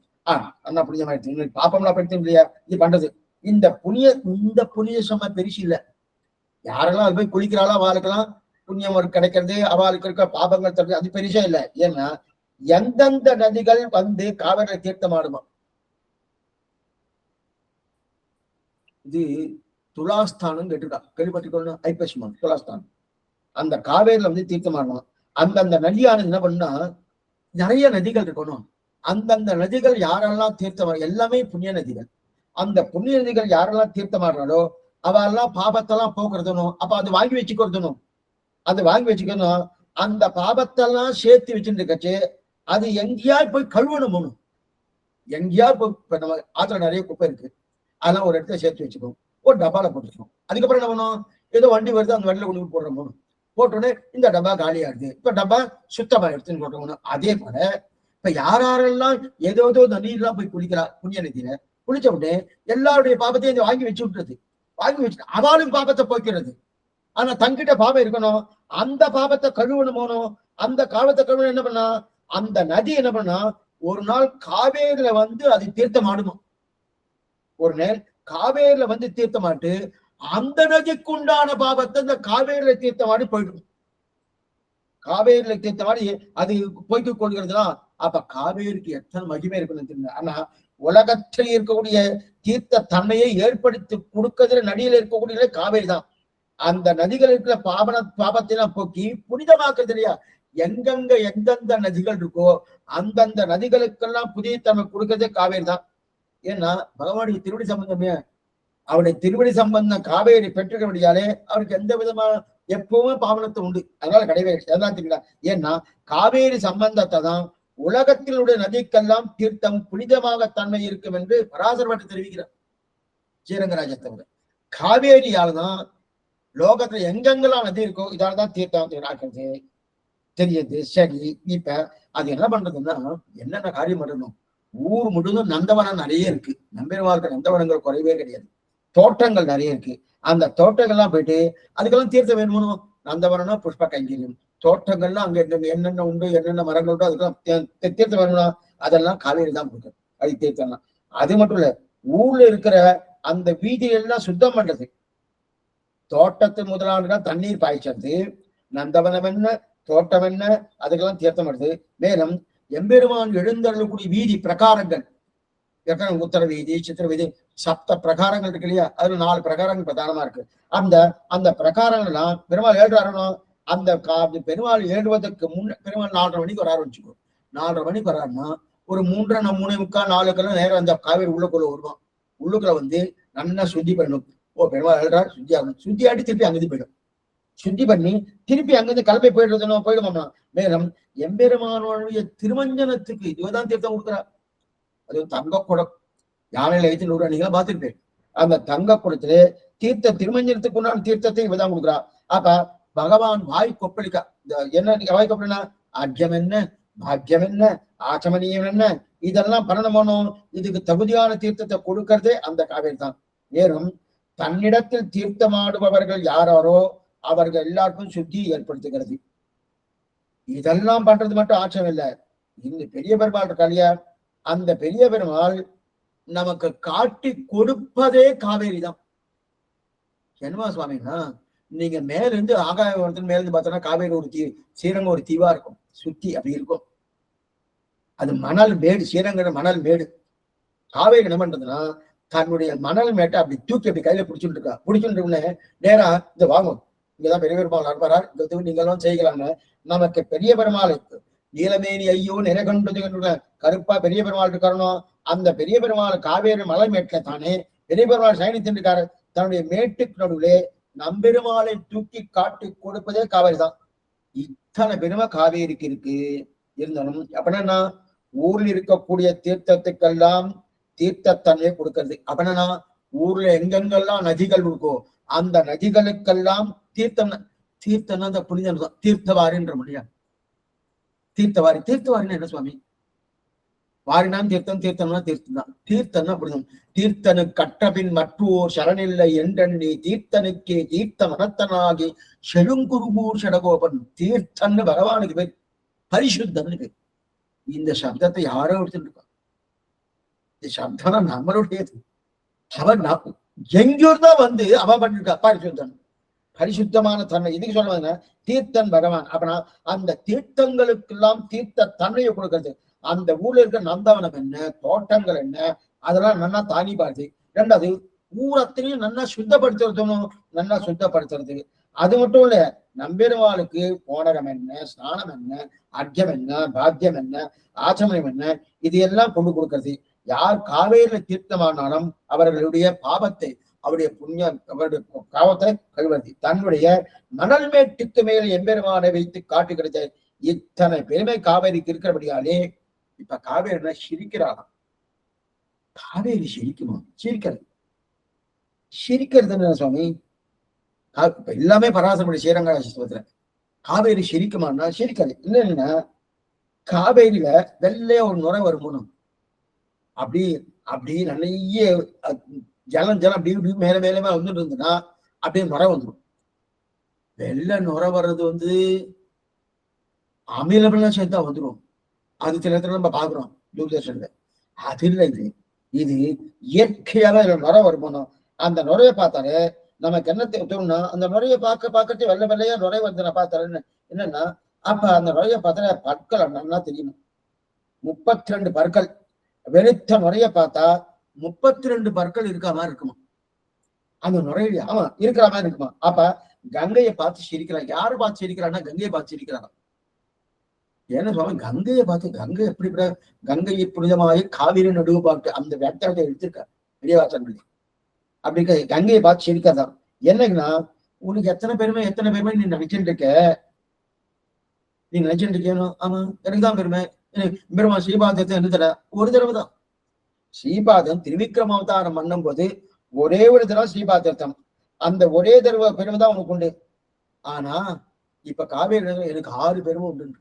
யாரை பார்த்து? கங்கையை பார்த்து காவேரி சொல்றது. இதெல்லாம் ஸ்ரீரங்க மகாத்மியத்துல பூர்ணமா உண்டு. கங்கையை பார்த்து காவேரி சொல்றது என்ன, எனக்கு எத்தனை பெருமை இருக்கு, உனக்கு ஒரே பெருமை தான். எம்பெருமானுடைய ஸ்ரீபாத தீர்த்தம் பொன்மதியில் புனருருவி ஒரு காலம் காவரிசை அவனன் உள்ளத்து என்மதியும் கடந்தண்ட வீதி போகி இருவிசிம்பினோடு போடேந்தி மேலே தன்மதியும் கதிரவனம் திருவடி மேல போக போக மேல பிரம்மலோகம் பண்ண அங்க தன்னுடைய கமண்டத்துல வைத்துக் கொண்டு அது ஒண்ணு தர்ம தேவதையே தீர்த்தமா வந்து அதுக்கு அபிஷேகம் பண்ண சகஸ்ட சேருகா புருஷகா சகஸ்டாஸ்த சகஸ்தவன் பண்ணணும். அந்த ஒரு பெருமை தான் வேற பெருமையே உங்களுக்கு கிடையாது. எனக்கு 6 பெருமை இருக்குன்னார். என்னமோ ஊர் முழுதும் நீங்க என்ன சொல்லுங்க, கங்கா கங்கா கங்கா கங்கா அப்படின்னு ஊர் முழுதும் பெருசா பேசிட்டு இருக்கியே, அதை பார்த்தா எனக்கு சிரிப்பா வருது. காவேரி நீ தான் ஊர் முழுதும் நான் தான் கங்கையை போல இருந்தது கங்கை போல இதுன்னு சொல்லிட்டு இருக்கணும். அதை பார்த்தா எனக்கு சிரிக்க ஒரு லாபம் இருக்கு. அதனால சிரிக்கலாம். அதனால காவேரி சிரிக்கிறாளாம். ஏன்னா கங்கா கங்கான்னு சொல்லிக்கிறாள் சுவாமி, அவனுக்கு பெருமை இருக்கிறான்னு நினைச்சிட்டு அதை பார்த்து எனக்கு சிரிப்பா வந்துட்டு இருக்காங்க. ஏன்னா அந்த காவேரியின் முறையை பார்த்தா காவேரி நம்முடைய பாபங்களா அத்தனையும் தொலைக்கட்டும். காவேரியில தேன் வந்து சேரதான். இதுக்கு சொல்ல வந்தேன்னா அத்தனை வைபம் மற்ற நதிகளுடைய அந்த அழுக்கை அப்படின்னா அந்த பாபத்தை காவேரி தான் போக்கி கொடுக்கிறது. தன்னுடைய சுத்தி இருக்கக்கூடிய நந்தவனமான தோட்டங்களை அதுக்கு தீர்த்தத்தை கொடுக்கிறது. பகவானுக்கு திருமஞ்சனம் என்ன, மேற்கொண்டு அர்க்கம் பார்த்தும் ஆசம் என்ன அதுக்கும் கொடுக்கிறது. நமக்கு முக்கியமாக அந்த பெரிய பெருமானை தூக்கி காட்டி கொடுப்பதே அந்த காவேரி தாய். இத்தனை பெருமைகள் இருக்கு. அப்படியே எனக்கு 6 பெருமை இருக்கு, உனக்கு ஒரு பெருமை தான். நான் பெரியவனா நீ பெரியவனா இது கேட்கும்படியான ஒரு தமிழ் ஆக வானிடை புயலை மாலை வரையிட பிரசம் என்ற தேனிடை கரும்பன் சாட்டை திருவினை மதிவு வாடார்னா. அதே போல இங்கும் தேனதி பாய்வையால் தன்னரங்கர் கடல் சென்னி வைத்து தானதில் மண்ணும் தேனதி பாய்வல் தேன்கள் அப்படியே பாயறதான். 2 நதி இருக்கா, ஒண்ணு காவேரி இன்னொரு தேன் நதி. காவேரி தீர்த்த நதி, தேன் நதி அதுதான் நம்மதான் வயக்காட்டுக்கெல்லாம் போய் தேனா பாயறதான் அப்படி தெரிவிக்கிறா இல்லையா. அப்ப தேன் நதி பாய்ந்திருக்கோ தென்னரங்கம். சரி, ஆக தேனதி பாய்வைகள் தென்னரங்கர் கடல் சென்னி வைத்து தானதில் மண்ணும். கடல் சென்னி வைத்து ராமானுஜ திருவங்கனின் திருவடியை தன் சென்னியிலே வைத்துக் கொண்டாங்க. தேனதி பாய்வை இப்ப வியாக்கியானத்து வாசிக்கிறேன். கடல் சென்னை வைத்து திருவடிகளை தம்முடைய சிரசிலை வைத்துக் கொண்டு கொக்குவாயும் படுகொன்னையும் இசைந்தா போலே ஆய்த்து திருவடிகளும் திருமுடியும் சேர்ந்தபடி அன்றைக்கே ராஜாக்கள் சிம்மாசனத்தில் ஆரோக்கிக்கும் போது ஆதிராஜ்ய சூச்சகமான அபிஷேகத்தை தம்தாமுடைய சிரசிலே சம்சாவுடைய சிரசுக்களை வைத்துக் கொண்டா போலே உன் அடிக்கீழ வந்து புகுந்தே எண்ணும்படி பரம பிராபியமான அவர் திருவடிகளை தம்முடைய உபூதி ஐஸ்வர்ய சூச்சகமாம்படி திருமொழியிலே வைத்துக் கொண்டான் என்றமுமாம். தானதில் மண்ணும் தாமும் அதிலே நிஷ்டையிலே சுப்பிரதிஷ்டராய் திருவடிகளிலே நித்திய சம்சலேஷம் பண்ணான் என்றுள்ள ராமானுஜன் எம்பெருமானார். இத்தலத்துதித்தே வேதோத்துவ தர்மங்கள் எல்லாம் சாங்கப்படும்படியாக வேத வித்தங்களான சட்சமயங்களும் வியாபித்து கலியானது சாம்ராஜ்யம் பண்ணி கொண்டு போகிற இந்த மக மத்தியிலே திரு அவதரிக்கவே அவர் அவதரித்தபடியா இதனுடைய. இப்ப தேனதி பாய்வையால் தன்னரங்கள் கடல் சென்னி வைத்து தான் அதில் மண்ணும் மண்ணுன்னா அப்படி கொக்குவாயும் படுகொன்னையும் போல அந்த அவருடைய திருவடி என் ராமாவுடைய திருமுடி மேல அப்படியே நன்னா பொருந்தி இருக்கான். அப்படிதான் கொக்குவாயும் படிகொன்னா கொக்குவாயில படுகொன்னி பட்டா எப்படி இருக்குமோ அதை போல ராமாவுடைய திருவடியும் ராமாவுடைய திருமுடி பகவானுடைய திருவடியை 2 சேர்ந்து இருக்கான், விட்டு பிரியல. அப்படிதான் சித்த விசேஷனம். விட்டு பிரியாது இருக்கு இல்லையா, இது முதலர்த்தம். 2வது திருவடியை எதற்காக தலையில வச்சிருக்கார்? திருவடி வச்சிருந்தார், எல்லாரும் பகவானுடைய திருவடி வச்சிருப்பார். நாம கோவிலுக்கு போறோம், ஷட்டாரி ஷட்டார் ஆலியா உடனே கேட்கிறான், ஷட்டார் முதல்ல ஷட்டார் வாங்கிக்கொண்டு ஷட்டாரியை வாங்கின்னு தான் மேற்கொண்டு பரப்பாடும் போது முதல்ல ஷட்டாரி தான் வாங்கணும். ஆனா எல்லா திவ்ய தேசமும் ஷட்டாரி வராது. சில திவ்ய தேசத்தை தான், அது தொண்டமண்டலத்துல அநேகமா ஷட்டாரி வந்துடும். ஆனா சில திவ்ய தேசத்துல அதுவும் கிடையாது. கூட்டம் அதிகமா இருக்கலாம், இல்ல ரொம்ப தூரம் பெருமாள் வேலை பண்றதுனால ஷட்டாரி எடுக்க முடியாது இருக்கலாம். இருந்தாலும் ஷட்டாரி வாங்குறதுல திருவடி சம்பந்தம். அந்த சம்பந்தம் இருக்கு, அந்த சம்பந்தம் விட்டு பிரியாது முதல் அர்த்தம். ஏன்னா இந்த ராமானுஜருடைய திருமுடியும் இது ராமானுஜ திருமுடியும் நம்பெருமாள் இந்த பெரிய பெருமாளுடைய திருவடியும் விட்டு பிரியாதான். ரெண்டும் இப்படி கொட்குவாய் படிவனை போல இப்படி அப்படியே இருந்துட்டு இருக்கான். இது முதல் அர்த்தம். இரண்டாவது அர்த்தம், திருவடி எதுக்காக தலைவர் வச்சிருக்காருன்னா, இப்போ இது ஆச்சரியமான ஒரு அர்த்தம் தெரிவிக்கிற பாருங்க. பீடாரோகணம்னு ஒண்ணு இருக்கு.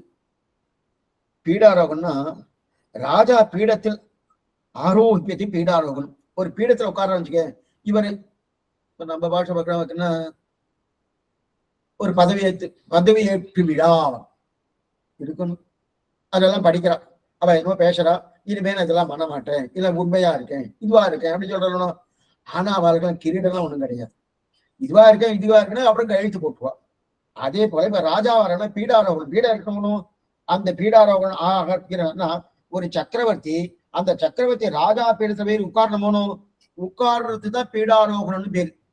அப்ப பீடாரோகணம் பண்றாரு இல்லையா, அப்ப சிரசில வச்சு சூடணுமோனோ, முடி திருமுடியை வச்சு சூடணுமோனோ அந்த விழா பண்றாருனோ, அப்படி ஒரு சூடி கொண்டாரு இல்லையா சுவாமியே. அப்ப முதல்ல இப்படி யார் பீடாரோகணம் பண்ண விட்டாருன்னா, ஸ்ரீ வைஷ்ணவ சித்தாந்தப்படி பீடாரோகணம் உடையவருக்கு பண்ணுகிறார். யார் பண்றா? பெரிய பெருமாள்.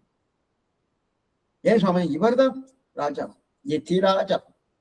எத்தி ராஜா இல்லையா, எத்திகளுக்கெல்லாம் ராஜா, ஸ்ரீ வைஷ்ணவ சம்பிரதாயத்துக்கு ராஜா, ஒய்ய ஒரே வழியே உடையவர் திருவடி.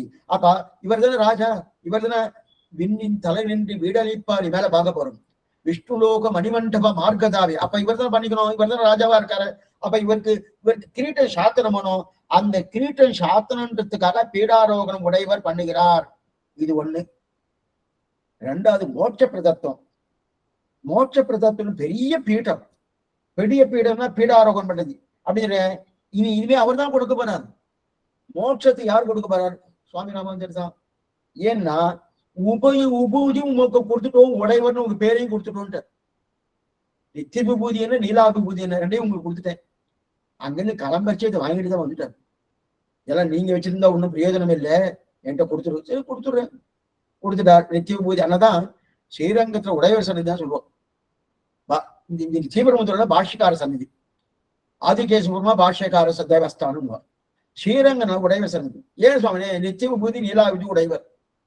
நித்திய விபூதி நீலா விபூதி. அப்ப உபய விபூதி நாதத்துவம் என்கிற பீடம் இருக்கணும். இனிமே உடையவர் தான் அந்த பெயரோடு இருக்கக்கூடிய பீடாரோகணம் பண்ண போறா இல்லையா. பீடாரோகணம் பண்ணணும்னா அதுக்கு முடி சாத்தனம் வேணும். அதுக்கு முடி சாத்தணும்னா, அது முடி சாத்தனம்னா கிரீடத்தை சாத்தனம். ஆதிராஜ்ய சூச்சகமாக ஆதிராஜ்ய மகிழம் புவனானாம் ஈஷத்தை பிஷனையின் கிளமௌலிகின்னு சுவாமி குரத்தாழ்வான் தெரிவிக்கிறார் வரதராஜ ஸ்தவத்துல. அந்த தேவப்பெருமான் திருமுடி, அந்த திருமுடியை சேவிச்சால போருமா. இவன் தான் பெரியவன். இந்த முடியே கொஞ்சம் முடிய பார்த்தாலே போருமே, வேற சாத்திரம் பார்க்க வேண்டாம், யாரையும் கேட்கணும். அந்த திருமுடியை சேவிச்சுன்னு வச்சுக்க, இவனை தவிர யாரும் கிடையாது. இவனே பராத்பரன். நதஸ்யமஸ்ய அப்யதிகஸ்ய திஷ்யதே ஒத்தார் மிக்கார இளையாயமா தங்குவப்பார் இல்லப்பன்னு தெரிவிக்கிறார். இவனே தெரிவிக்கல. அப்ப அதுக்கு ஆதிராஜ்ய சூச்சகமாக முடி இருக்கணுமோ. அப்ப ராஜ்யத்தை இவர் தான் நன்ன அதிபதி, இவர் தலையில கிரீடம் வைக்கணுமோனோ. அந்த கிரீடம் வைக்கிறதுக்காக தான் அந்த நம்பெருமாளின் திருவடியை இவருடைய தலையிலேயே வைத்துக் கொண்டாராம். ஏன்னா நான் தான் ராஜா. அப்ப நம்பெருமாள் திருவடி கொண்டு என்னது? கிரீடம். என்ன கிரீடம் சுவாமி? லோகத்துக்கு ராஜா, மோட்ச பிரதத்துவம். மோட்சத்தை விஷ்ணுலோக மணிமண்டப மார்க்கதாயி. அந்த மார்க்கதாயி இவரே. அதான் அந்த கீழ் அதான் தெரிவிக்கிறார். என்ன தெரிவிக்கிறார்? தேனது பாய்வையல் தன்னரங்கர் கடல் சென்னி வைத்து தானதில் மண்ணும். மண்ணும்னு அப்படியே இருக்கா. கொஞ்சம் அப்படி நகர்த்தலாமே, கொஞ்சம் எடுக்கலாமே சுவாமி, கொஞ்சம் ஒரு மாதிரியா இருக்கு, கொஞ்சம் எடுத்துட்டு ஒரு 2 மணி நேரம் கழிச்சு. இல்ல இல்ல, ஒண்ணுமே இல்லை, அப்படியே 2 கொக்குவாயும் படிக்கணும் அப்படியே எடுத்துட்டு இருக்காங்க, நகரதே கிடையாது. அதான் தெரிவிக்கிறாங்க. அப்படி இருக்கச்சே அப்ப கிரீடம் தலையை சூத்திரமோனோ. அப்ப அப்படி தலையில சூத்திரம்னா அதுக்கு எது கிரீடம் வேணும்னா, அந்த கிரீடம் யாரு? அந்த பெரிய பெருமாளுடைய திருவடி. அந்த திருவடி சொன்னார் இல்லையா, இது வைத்தால் இனி நான் தான் ராஜா அப்படின்னு தெரியும் இல்லையா. ஏன்னா வைதிக தர்ம மார்க்கம் வந்து கேட்கணும். எழுதி ஒருத்தரும் நடக்கல. இந்த வைதிக தர்மமாக வரணும், வைதிக தர்மமாக வந்து கேட்குமா. என்ன சுவாமி ஒருத்தரும் வைதிகத்தை நடக்கலையே, எங்க நடக்கிறா, யார் நடக்கிறா, எப்படி நடந்துட்டு இருக்கா, அதுக்கு யார் பிரதானமா இருக்கா அப்படின்னு கேட்டுச்சு. அது பதில் சொல்லணுமோனோ. வைதிகம் கேட்குமா? யாரு நடத்துறா? யாருமே முன்ன நடத்துற மாதிரி தெரியலையே, யாரு நடத்துறான்னா அப்ப அந்த வைதிகமா பதில் சொல்லணும். நான் தான் ராஜா, நான் தான் பதில் சொல்லணும். எங்க நீ ராஜான்னா எங்க கிரீடம் எங்க இருக்கு? ராஜான்னு கிரீடம் இல்லாம ராஜா இருக்காது. நான் கிரீடம் இதோ இருக்க. என்ன கிரீடம்? பெரிய பெருமான திருவடியினுடைய சிரசில் இருக்கு. அதுக்காக தேனது பாய்வையால் தன்னரங்கர் கடல் சென்று வைத்து தானதில் மாண்போம். அந்த பகவானை திருவடிதான் உபதி ஐஸ்வர்யத்துக்கு சூச்சகம். நிச்சய உபதி என்ன, நீராக உபதி என்ன, இந்த இடத்துக்கு வச்சுக்கணும். அப்ப உபதி நாதனாக இருப்பேர் என்று நம்பெருமாள் தெரிவித்தார்ல, அதன் லட்சணமாகத்தான் என்ன பண்ணா, அந்த திருவடியை தன் திரு சிரசிலே, தன்னுடைய திருமுடியிலே திருவடியே நன்ன முத்திரை. சுவாமி முத்திரன்னா முத்திரன்னா இவா இருக்கலாம், இந்த முத்திரை கொடுக்கணும். நமக்கு ஒரு முத்திரை இருக்கு, சங்கச்சக்கலாஞ்சன் முத்திரை. அதே போல இவர் தான் உபயபூதி நாதத்துவம் இருக்கு. இவர் தான் என்ன பண்றாரு? ஆனது செம்மை அரணரி பொய்மை இரசமிய போனது பொங்கி இழந்தது வெங்கல், இதெல்லாம் இறந்தது வெங்கல், இதெல்லாம் அவர் தான் பண்ண போறாரு. என்ன சுவாமி சூச்சகன்னா இது இருக்க முத்திரை. என்ன முத்திரைன்னா அந்த திருமுடியில இருக்கணும். அதானே எது போல புரியத்துக்காக சொல்றேன். இது ஒரு திட்டம் சொல்றேன். ஒண்ணு கட்டமே இல்லை. அடிக்கீழ வந்து புகுந்தேனே ஆழ்வார் சொல்றாரு.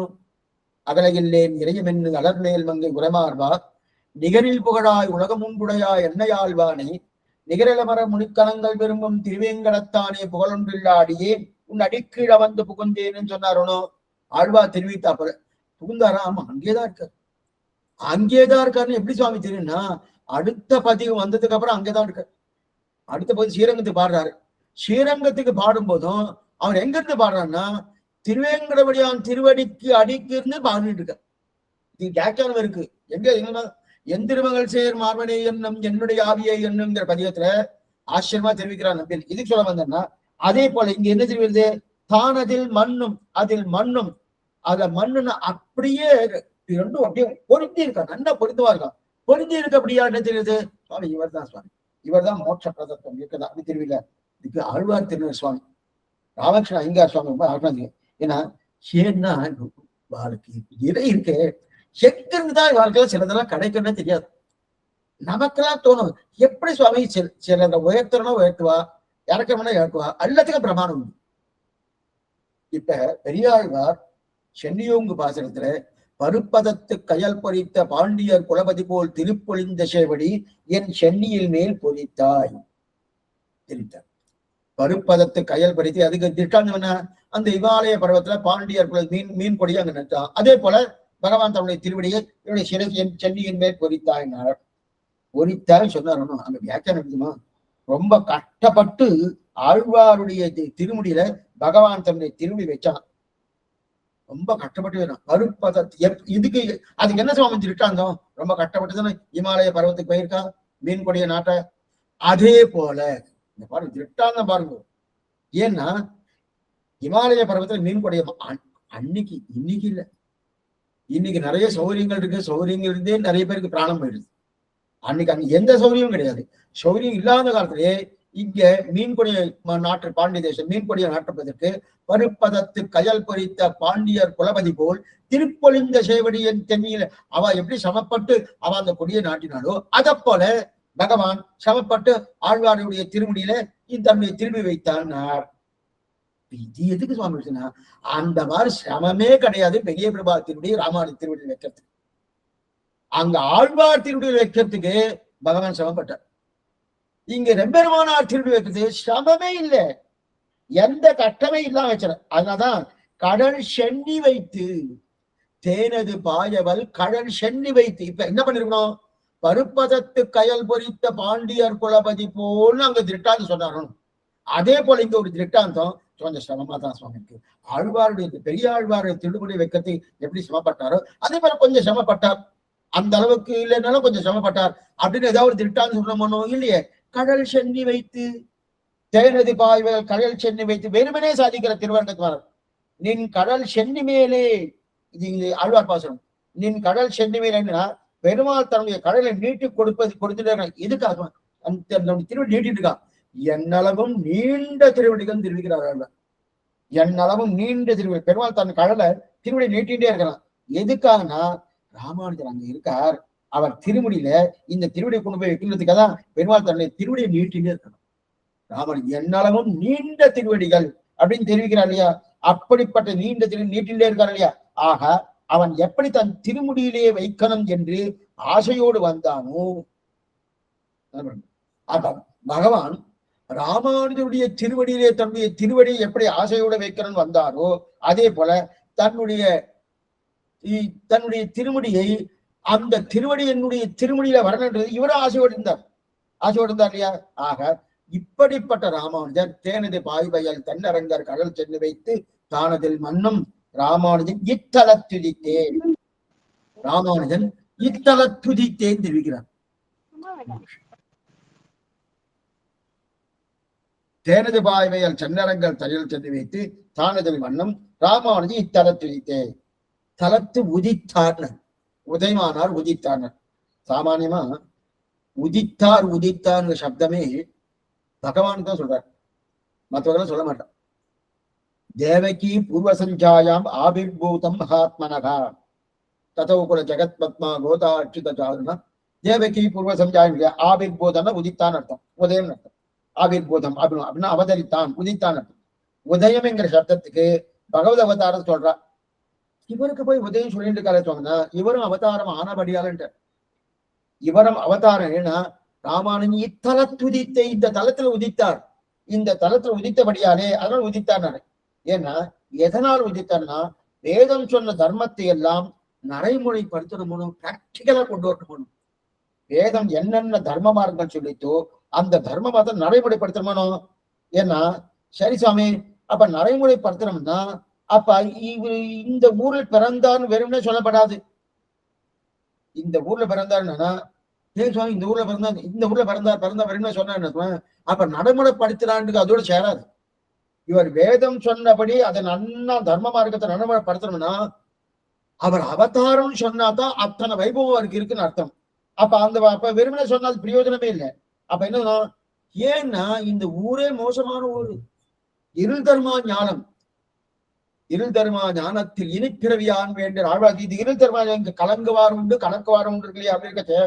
அப்படி இருக்கச்சே வேத முக்த தர்மம் அத்தனையும் போயிடுத்து.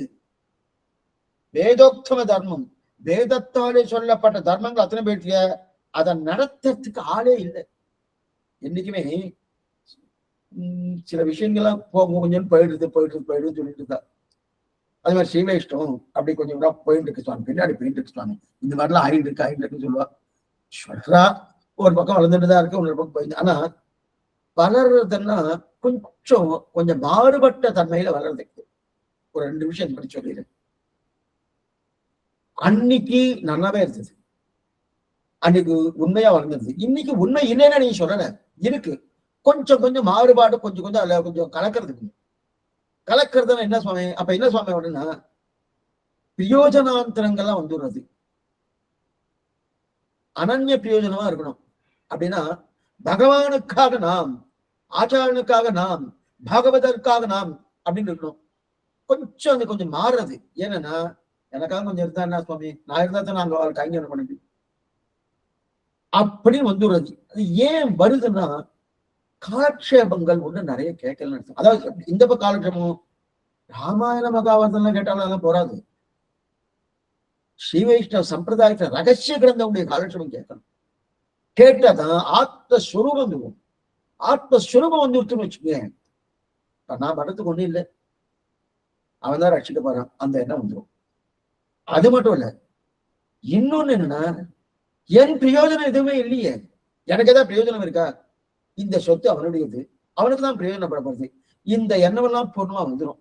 அது கொஞ்சம் இங்கேயே கொஞ்சம் குறையறதுன்னா சில பேரு அதை சொல்ற, பள்ளிக்குங்க என்ன பண்றது, நீங்க வந்தது அந்த மாதிரி அப்படின்ற அந்த காலத்துல இது இல்லை. அதை கொஞ்சம் மாத்திக்கணும். ஆனா இது விஷயத்துல காலட்சேபம் நிறைய நடந்துட்டுதான் உனக்கு கட்டமே இது சொல்ல வந்தா. அப்படி தேவகை அவதரித்தார்னா வேதோக்த தர்மம் அத்தனையும் போயிட்டு இல்லையா, அது ஆள் கிடையாது இல்லையா? அப்படி இருக்கச்சது கலில் அண்ணா முத்தி போட முடியாது. அப்ப எல்லாரும் தப்பு வழிக்கு போறா. எந்தெந்த வழி தப்போ அந்த தப்பு வழிக்கு போயிட்டு இருக்கா. அந்த மோசமான காலத்துல, மோசமான தேசத்திலே, காலமும் நல்ல காலம் இல்ல, கலிகாலம், தேசமோ மோசமான தேசம், இப்படிப்பட்ட மகா பிருத்திவிலேயே சுவாமி ராமானுஜர் அவதாரம் பண்ணார்.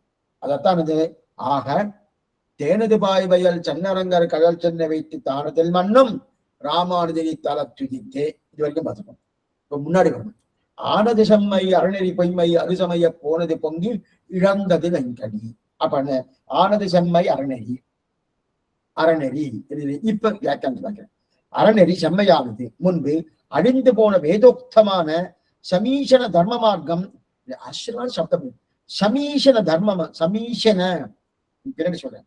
சமீஷன தர்ம மார்க்கம் மீண்டானது அப்படின்னு தெரிவிக்கிறார் என்கிறபடியே அல்பஸ்ருதராலே பிரதாரணம் பண்ணப்பட்ட வேதமெல்லாம் இவராலே ருஜாவாக திருத்தி ததுப்தி தர்ம மர்மானது சமீச்சனமாய் பிரதிஷ்டகுமா பெறுகிறார் என்றது ஸ்ரீமத் வேதமார்க்க பிரதிஷ்டாபனாச்சாரியரே இவர். இந்த சப்தம் ரொம்ப முக்கியம். இப்ப ஆனது செம்மை அறநெறி வைதிக மார்க்கம் தர்ம மார்க்கம் செம்மையானது. அப்பனா செம்மையானதுன்னா ஆள் வந்துடுத்து நடத்துவதற்குன்னு அர்த்தம். ஆனது செம்மை அறநெறி அப்படின்னு. அப்ப வைதிக மார்க்கம் செம்மையானது. செம்மை அறநெறி என்பது என்னது? அறநெறின தர்மம், செம்மையறின வைதிக தர்மம். அறநெறின தர்மம், செம்மை அறநெறின வைதிக தர்மம். அந்த வைதிக தர்மம் முன்னாடி கட்டி போயிருந்தது. இப்ப என்ன ஆயிடுச்சு? சரியா நடத்துறதுக்குன்னு ஆள் கிடைச்சதுன்னா சுவாமி அவதாரம் பண்றாருனோ ராமானுஜி தலத்துதித்து அவதாரம் பண்ணவன ஆள் கிடைச்சிட்டு. இப்ப இதுக்கு சுவாமி ராமகிருஷ்ண ஐந்தார் சுவாமி ஆழ்வார் திருநர் சுவாமி தவிக்கிறார். ஆனது செம்மை அறநெறி என்பது இதுதானே அவனை ஆணித்த அனுத்திரம் அப்படின்னா எது போலனா ஆனது செம்மை அறநெறி இதுதான் அனித்திரம் அப்படின்னா பகவான் கண்ணன் சர்வதன்மான் பரித்தத்திய மாமேக்கம் தரணும் தான் சொன்னணும். என் திருவள்ளியை பார்த்து பற்றினவருக்கு பாபம்லாம் தொலைக்கிறேன் அப்படின்னு சொன்னான். பற்றினவர்களுக்கு பாபம்லாம் தொலைக்கிறேன்னு அர்ஜுனன்னா கேட்டுட்டான். கேட்ட உடனே உன் திருவள்ளியை பத்துறேன், இப்ப பாபம் தொலையுமோனு அப்படின்னு. அந்த பாபம் தொலையத்தை நான் என்ன பண்ணணும்? நல்லா பண்ணணும். உன் திருவள்ளியை பத்திரம்னா பாபம் தொலையத்துக்கு நான் என்ன பண்ணணும் அப்படின்னு கேட்டா நான் சன்னாதி பண்ணேன். அது வரைக்கும் பாபம் போகணுமோனோ? பாகம் போகணும்னா நான் என்ன பண்ணணும்னு கேட்கிறேன். திருவடியில சரணாகி பண்ணணும் பாகம் பண்ணுன்னு எனக்கு வந்து கண்ணன் சொல்றான். நீ ஒண்ணும் பண்ண வேண்டான்றதுக்காக இதை சொல்லிட்டு இருக்காரு. ஒன்னும் பண்ண வேண்டாம். சர்வதன்மான் பரித்தத்திய மாமேகம் சரண் அகம் துவா சர்வபாபேப்டு மோட்சிச்சா மாட்சித்தகான்னு. அப்ப நீ திருவிழை பத்திட்டே பாபம் தொலையறதுக்கு நான் என்ன பண்ணணும்னா நீ ஒண்ணும் பண்ண வேண்டாம். அதுக்கு பிரயோகாச்சார் தெரிவிக்கிற மூச்சு பண்ணல. நானும் வேண்டாம் நீயும் வேண்டாம் தன்னடியை விட்டு போம் தெரிவிக்கிறார். நானும் வேண்டாம் நீயும் வேண்டாம் தன்னடியை விட்டு போம்னு தெரிவித்தாரு. அப்படின்னா அணை கட்டியிருக்கு. அணைய ஒரு கதவை போட்டு மூடி இருக்கா. மூடினதுக்கு அப்புறம் அந்த பக்கம் ஜலம் நல்ல சமர்த்தியா இருக்கு. இப்படி வரணுமோனா திறந்தாச்சுன்னா திறக்கிறதுக்கு முன்னாடி ஒரு பிரார்த்தனை பண்ணி தண்ணியே நான் திறக்க போறேன், திறக்கிறபடியாலே நீ இங்க வந்துடணும், வராம எடுத்துடாத அப்படின்னு பிரார்த்தனை எல்லாம் பண்ணணுமா? இல்ல அந்த திறக்கச்சைய அந்த தண்ணி வர்றதுக்கு ஏதாவது நம்ம ஏதாவது பிரயத்தனம் பண்ணணுமா? ஒண்ணுமே பண்ண மாட்டோம். திறந்தாச்சுன்னா தன்னடையே வரும். நாமும் வேண்டாம், அதுவும் பிரயத்தனம் பண்ணாத, நாமும் பிரயத்தனம் வேணும்னா தன்னடையே வருதணும். அதே போல எதுக்கு சொல்ல வந்தேன்னா, அதே போல என்னுடைய பாபங்கள்லாம் இருக்கே, கண்ணன் சொல்றான், இந்த பாபங்கள்லாம் இருக்கே நானும் அதை கொள்ள வேண்டாம், நீயும் கொள்ள வேண்டாம், நான் அதை அனுக்கிரகம் பண்ணிட்டேன்னு தெரிஞ்சா போறோம், நீ சரணாகி பண்ணேன்னு தெரிஞ்சா போறோம், தன்னடையே போகும். நானும் வேண்டாம் நீயும் வேண்டாம் தன்னடையே போகும்னு. சரி சுவாமி, இப்ப இதை எதுக்கு சொல்லிட்டு இருக்கேன்னா இந்த சப்தம் தான் ரொம்ப முக்கியம். ஆனது செம்மை அறநெறி அப்படின்னு இல்லையா? ஆனது செம்மை அறநெறின்னு இருக்கு இல்லையா? அப்படின்னா சுவாமி அவதாரம் பண்ணணும். இத்தலத்துதித்தே அப்படின்னு இருக்கு இல்லையா? ராமானுஜர் அவதாரம் பண்ணார். எப்ப? ஸ்ரீபெரும்புதூர்ல 1017 அவதாரம் பண்ணார். சரி, அப்புறம் அவர் ஒண்ணுமே பண்ணலையா? செம்மை அறநெறி ஆயிடுத்தார். அவதாரம் பண்ணார். அவதாரம் பண்ணி இந்த அறநெறியானது செம்மையாகணுமோனும். அப்படின்னா இந்த அறநெறி வைதிக தர்மமாகுமா நன்னா தலைக்கணுமோனோ, நன்னா சிறப்பா எங்க நடத்தணுமோனோ, நடத்துறதுக்கு தான் ஏதாவது பண்ணணுமோனோ, ஒண்ணுமே பண்ணல. அப்ப என்ன சுவாமி ஆயிடுச்சு? 1017 அவர் சிவபெரும்புதூர் அவதாரம் பண்ணார், ஒண்ணுமே பண்ணல. ஆனா என்ன ஆயிடுது? செம்மை அறநெறியானதான். எப்படி சுவாமி? அது தானே அழுத்து, அது தானே அழுத்து. அது இவர் போய் அங்க இதை பண்ணணும், அதை பண்ணணும், அதை பண்ணணும், இதை பண்ணணுமே, அதை பண்ணணுமே அப்படின்னு இந்த மாதிரி இதை மாத்துங்கோ, அதை மாத்துங்கோ, இப்படி பண்ணுங்கோ, அப்படி பண்ணுங்கோ, இந்த மாதிரி பண்ணுங்கோ, அதெல்லாம் சொல்லவே இல்லையா, அதெல்லாம் சொல்லவே இல்லையா. இப்ப என்ன ஆயிடுதுன்னா அறநெறி காத்துட்டு இருக்கான். ஐயோ எனக்கு சமமா இருக்கே, சமமா இருக்கே, சமமா இருக்கே, காத்துன்றதுதான், காத்துன்றதுதான். எதை காத்துன்றது? இவர் எப்ப பறப்பார், எப்ப பறப்பார், எப்ப பறப்பார்னு காத்துன்றது. இவர் பிறந்தார் இல்லையா, எப்ப பிறந்தாரோ இனிமே நான் தான், நான் தான், நான் தான், நான் தான், அது பிரபலமாயிடுச்சான். இவர் ஒண்ணுமே பண்ணலையா. இவர் எது போல கண்ணன் திருவடியை பத்தின உடனே அந்த பாவங்கள் நானும் அதுக்கு எது பிரயத்தனம் பண்ண வேண்டாம். அர்ஜுனா நீ எது எந்த பிரயத்தனம் பண்ணவா, தன்னடியே போகும். நானும் வேண்டாம் நீயும் வேண்டாம் தன்னடியே போகும் சொன்னா போலே, அதே போல இந்த அறநெறி நடக்குது. சமமா இருக்கே, சமமா இருக்கே, எப்ப பறக்கிறான்னு பார்ப்போம். சில பேர்லாம் இருக்கா, இது ரொம்ப சமப்பட்டு இருப்பா, வரட்டும், அவர் வந்தோடனே பார்க்கலாம் எல்லாம் மாறி போறது பார்க்கணும்னா, அவர் வந்தாச்சுன்னு வச்சுக்க அவர் ஒன்றும் பண்ணவே மாட்டாரு. அவர் அங்க வராருன்னு தெரிஞ்ச உடனே எல்லாமே வரும். அது வரைக்கும் வராருன்னு அவருக்கு தெரியாது. அதே போல ராமானுஜர் அவதாரம் பண்ணார், ஒண்ணும் பண்ணல. அவர் என்ன பண்ணார்? அவர் ஒண்ணுமே பண்ணல. அந்த அதர்ம மார்க்கத்தை தான் பண்ணிருக்கணும். சரி, அதர்மமா இருக்கு, அதை ஒண்ணு பண்ணும். இவருக்கு தான் திருத்தண்டம் இருக்கணும்.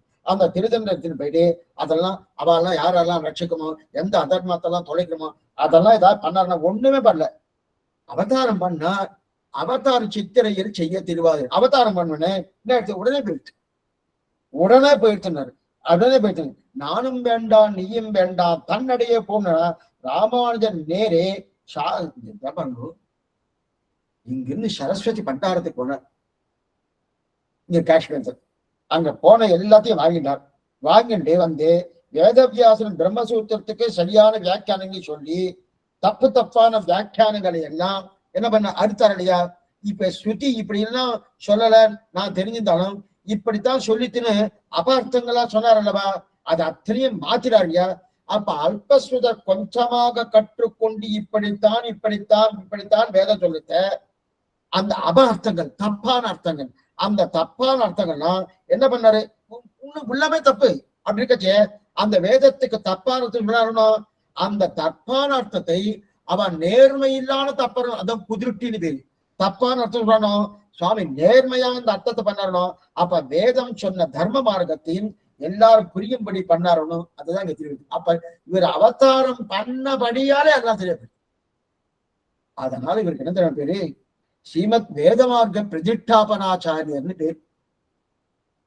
சுவாமிக்கு என்ன பேரு, ஸ்ரீமத் வேதமார்க்க பிரதிஷ்டாபனாச்சாரியர்னு பேரு. இதுதான் இப்ப தப்பா எடுத்து என்ன ஆயிடுச்சுன்னா, இதுதான் இப்ப தப்பா ஆயிடுச்சுன்னா இப்ப எல்லாருக்கும் அந்த பேர் வந்துச்சு. அவ இருக்கா இல்லையான்னு கிடையாது. சுவாமி இவரு வேதமார்க்க பிரதிஷ்டாபனாச்சாரி என்ன பண்ணீர், வேதமார்க்க பிரதிஷ்டாபனாச்சாரி, வேதமார்க்க பிரதிஷ்டாபனாச்சாரி எல்லாம் யாராருமே எல்லாருக்கும் இது என்ன எல்லாருக்கும் எப்படிது எல்லாருக்கும் வந்துச்சு. அவர் சொல்லப்பாங்க. அப்ப அந்த பெயரை எல்லாரும் வைக்க அந்த பேர் அவருக்கு மட்டும்தான் ஒரு பேரா. ஏன்னா வேதமார்க்க பிரதிஷ்டாபனம் பண்ணதே அவர் தான், வேற யாரும் கிடையாது. பிரதிஷ்டாபனம் நிலைநாட்டுறது தானே பண்ணுவோம், நிலைநாட்டணும் பண்ணும். இப்ப நான் படிச்சேன்றதுக்காக அந்த வேதமார்க்க பிரதிஷ்டாபச்சாரன்னு சொல்லலாமா? சொல்ல முடியாது. நான் நிலைநாட்டிருக்கேன்னா கிடையாது, ஏதோ ஒரு வார்த்தை தெரிஞ்சுட்டு இருக்கேன். ஆனா இன்னைக்கு அந்த வம்சத்துல பிறந்தாலும் வேதமார்க்க பிரதிஷ்டாபனாச்சாரி இருக்கட்டும். எதுக்கு பாருங்க, ஸ்ரீமத் வேதமார்க்க பிரதிஷ்டாபனாச்சாரியர் இங்க கொஞ்சம் இருக்கு பாருங்க. அந்த வாக்கியத்தை மறுபடியும் வாசிக்கிறேன். ஏன் சுவாமி பிரதான நீங்க சொல்றேன்னா, சில விஷயங்கள்ல அவருக்கே அந்த தகுதி வேற யாருக்கும் கிடையாது. அவரை தவிர வேற யாருக்கும் அந்த தகுதி வருவதற்கு வாய்ப்பே கிடையாது. இப்ப தது உக்தி தர்மபரமானது சமீசனமாய் பிரதிஷ்டபதமாய் இரார் என்றது ஸ்ரீமத் வேதமாக பிரதிஷ்டாபனாச்சாரியர் சாரியர் இவரே, சாரியர் இவரே, வேதநாட்ட பிரதிஷ்டாவரியே இவரே அப்படின்னு இருக்கு இல்லையா. இப்ப அவர் என்ன சொல்லியிருக்கணும், இந்த பிரலோகஞ்சய சுவாமி வேதமார்க்க பிரதிஷ்டாவானார் இவரே இரே, இவரே தான் அப்படின்னு போட்டிருந்தாருன்னா வேற யாரும் போடுறதுக்கு வாய்ப்பே கிடையாது. இவரே தான், அந்த தான் இல்லை இவரே இரே, இவரே தான் அப்படின்னு போட்டோம்னா அதுக்கு வாய்ப்பு கிடையாது. ஆனா இவரேன்னு போட்டிருக்காரு. எப்படின்னு தெரியல. இது சொல்லுவதுன்னா அப்படி சொல்லியிருக்கிருந்தா அப்ப வேத மார்க்கம்ன்றது அவர் மட்டும் தான் இருக்கிறார். அதனால எதுக்கு சொன்னேன், செம்மை அறநெறி. அப்ப ஸ்ரீமத் வேத மார்க்க பிரதிஷ்டாபனாச்சாரியர் இல்லையா, இந்த இடத்துல எங்க சுவாமி ஸ்ரீமத் வேத மார்க்க பிரதிஷ்டாபனாச்சாரியம் ஆனது செம்மை அறநெறி, இதுக்கு என்ன சம்பந்தம்னா நல்லா பாருங்க. ஸ்ரீமத் சப்தார்த்தம் இருக்கு இல்லையா, ஸ்ரீமத் என்பது தான் வேத மார்க்கத்துக்கு, ஸ்ரீமத் தான் எழுது, ஸ்ரீமத் என்பதுதான் ஆனது. இந்த ஸ்ரீமத் ஸ்ரீமத் வேத மார்க்கம், வேத மார்க்கம் இருக்கு இல்லையா, அதுதான் செம்மை அறநெறி. ஸ்ரீமத் வேத மார்க்கம் இதான் வடகளையும் தெங்களையும். ஸ்ரீமத் வேத மார்க்கம் விஷயம் கொட்டு செம்மை அறநெறி ஆனது. அப்ப ஆனது ஸ்ரீமத் சப்தார்த்தம், ஸ்ரீமத் சப்தார்த்தம் தான் ஆனது, வேத மார்க்கம் தான் செம்மை அறநெறி. அப்ப ஸ்ரீமத் என்றால் ஆனது, அந்த வேத மார்க்கத்தை உழைத்து நிறைநாட்டினாரனோ அது என்னது, செம்மை அறநெறி. அப்ப ஸ்ரீமத் வேத மார்க்க பிரதிஷ்டாபனாச்சாரியர். இங்க இங்க ஸ்ரீமத் வேத மார்க்கம் தான் அறநெறி, இது செம்மை அறநெறி. அது அப்படியே தமிழ் டிரான்ஸ்லேஷன். அப்ப சம்ஸ்கிருதத்துல ஸ்ரீமத் வேத மார்க்கம், தமிழ செம்மை அறநெறி. ஆனது ஸ்ரீமத் சப்தா சேர்த்துக்கணும், ஆனது செம்மை அறநெறி. சுலபமா கொடுத்துருக்க. இது சொல்லணும். அப்படி அது அடுத்து அருசமய போனது பொங்கி இடந்தது வெங்கனி. அருசமயம், அருசமயம்னா என்ன சுவாமின்னா, பொய்யான சரியான ஞானத்தை கொடுக்காதவர்கள், பொய்யான சரியான ஞானத்தை கொடுக்காதவர்கள். அருசமயம் அதாவது அதாவது பொய்மை அருசமயம் போனது பொன்றி வேத வாக்கியம் ஆகையாலே அயதாவான சச்சமயம் முடிந்து போய்ந்து ஒன்றுதல் முடிதல் பொன்மை அருசமயம் என்று பாடமான போது என்கிறபடியே பகவதாஜ்ஞா உதிரங்கலம் பண்ணினவர்களே பரம பிரமாதங்களாலே நசிக்கப்பட்ட கடவதான அபசித்தாந்த வென்றபடி இறந்தது வெங்கலி கீழ் சொன்னபடியே அஜானத்தை விளைவிக்குவதாகியாலே அதிக்ரூரமானது நசித்து போந்தது கலியங்களும் கண்டுகணும் என்று அருளி செய்தாரே நம்மாழ்வாரும். ஆசினோஷி சாத்ராணி ஆசினோஷி சாத்ராந்த ஆச்சாரம் ஸ்தாபயத்து ஸ்வயம் ஆச்சாரத்தை வஸ்து ஆத்திர உத்தார்த்தகா அப்படின்னு தெரிவிக்கிறார். இது வரைக்கும் பார்க்கணும். நாங்க அப்படி கட்சி இங்க ஆனது செம்பை அறநெறி பொய்மை அருசமயம் அப்படின்னு. பொய்மை பொய்யான சரியான ஞானத்தை கொடுக்காது. ஆழ்வாரை முதல் பாட்டு பாட்டிருக்கார், பொய் நின்ற ஞானமும் பொல்லா ஒழுக்கம் படுக்குடமும் சொல்லியிருக்காரு இல்லையா. அதே போல இங்கேனா பொல்லா அருசமயம், பொல்லா அரிசம்னா பொல்லா அரிசமைனா பொன்றுதல் ஒண்ணு எடுத்திருக்காரு இளவஞ்சம். பொன்றுதல்னா முடிதல், முடிதல் இரண்டாவது வியாக்கியானம். அப்படின்னா பொய்மை அரிசமயத்துக்கு பதில் பொன்மை அரிசமயம். பொய்மை அரிசமயம் பொய்யான சமயம், அதுக்கு பதில் என்ன, பொன்மை அரிசமயம். பொன்மை என்ன, பொன்றுதல் முடிதல். அந்த முடிஞ்சிட்டோம் அதை வைத்துக் கொண்டுதான், அதாவது பகவானே மோகசாஸ்திரத்தை பண்ணுவது. வேறு வேறு பேசாம இருக்க மாட்டார். சாஸ்திரம் எல்லாம் பொய் பொய் சொன்னதே பகவான் தான். கள்ள வேடத்தை கொண்டு போய் புறம்புக்கவாரம் கலந்த சிறரை உள்ளம் பேதம் செய்திட்டு உயிருண்டு உப்பாய்கள் ஆழ்வார் எடுக்கிறார். கள்ள வேடம் புத்தாவதாரம் பண்ணதே இவர்தான். அந்த புகுதான அதுக்கு பேர் மோகசாஸ்திரம் பேர். மோகசாஸ்திரம் அந்த பேரு, அதுக்கு பேரு மோகசாஸ்திரம். மோகசாஸ்திரம்னா தாமச பிரகிருதி இருக்கா இல்லையா, அந்த நிறைய தாமசமா பிரகிருதினா தாமச குணம், அந்த தாமச குணம் இருக்கிறவர்தான் அவளை மயங்க வைக்கணுன்றதுக்காக என்னன்னா புத்தவதாரம் பண்ணா. புத்த சாஸ்திரத்தை தான் மோக சாஸ்திரம்னு பேரு. அப்படி மோகிக்கும். பார்த்தா கேட்க கேட்க கேட்க என்னமா இருக்கு இது, விசிஷ்டாத்வைதமோ இதெல்லாம் கிடையாது, ஒண்ணுமே பிரயோஜனமே இல்லை சுவாமி.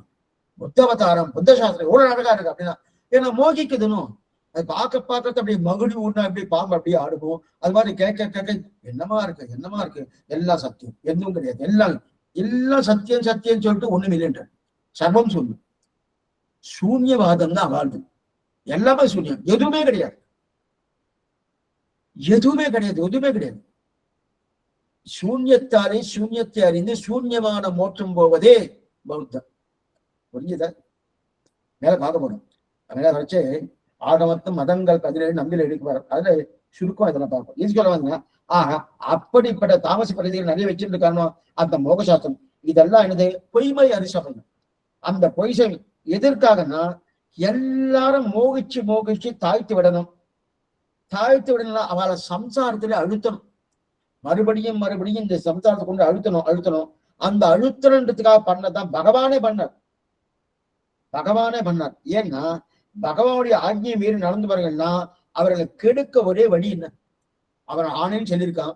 சுத்திரிஸ்முத்தின் மமைய ஆக்ஞா சேதி மம துரோகின்னு சொல்லியிருக்கான். ஆனா அந்த ஆணையை மீறிடவாள்லாம் அவ என்ன பண்றா?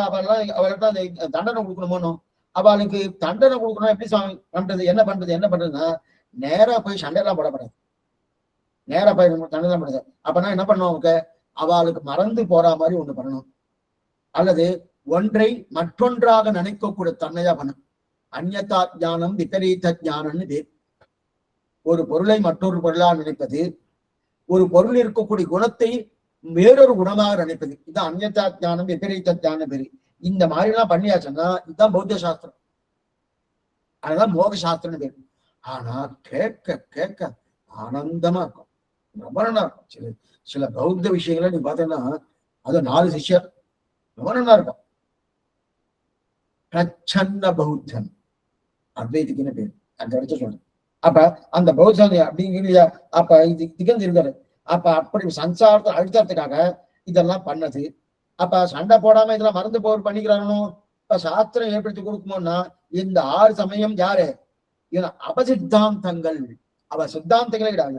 அப்ப அப்படிப்பட்ட அபசித்தாந்தங்கள் அவரை என்ன பண்ணும்? அந்த சித்தாந்தங்களை என்ன பண்ணும்? கலைக்கிறமோனோ. அதுதான் பொய்நூலை மெய்நூல் என்று ஓதி மாந்தது திவங்கியாழ்வார் பாசுரம். பொய்நூலை மெய்நூல் என்று ஓதி மாண்டது. இது எப்போதும் பொய்நூல். எது மெய்நூல்? நம் சாத்திரம் மெய்நூல், அது பொய்நூல் இருக்கு இல்லையா? அப்ப மெய்நூல் என்று சொல்லக்கூறுகிறார் இல்லையா? இதை அது எதனால வந்ததுன்னா வெண்கலியால வந்தது. களி கடுத்துற பாடு. அதனால வெண்கலி.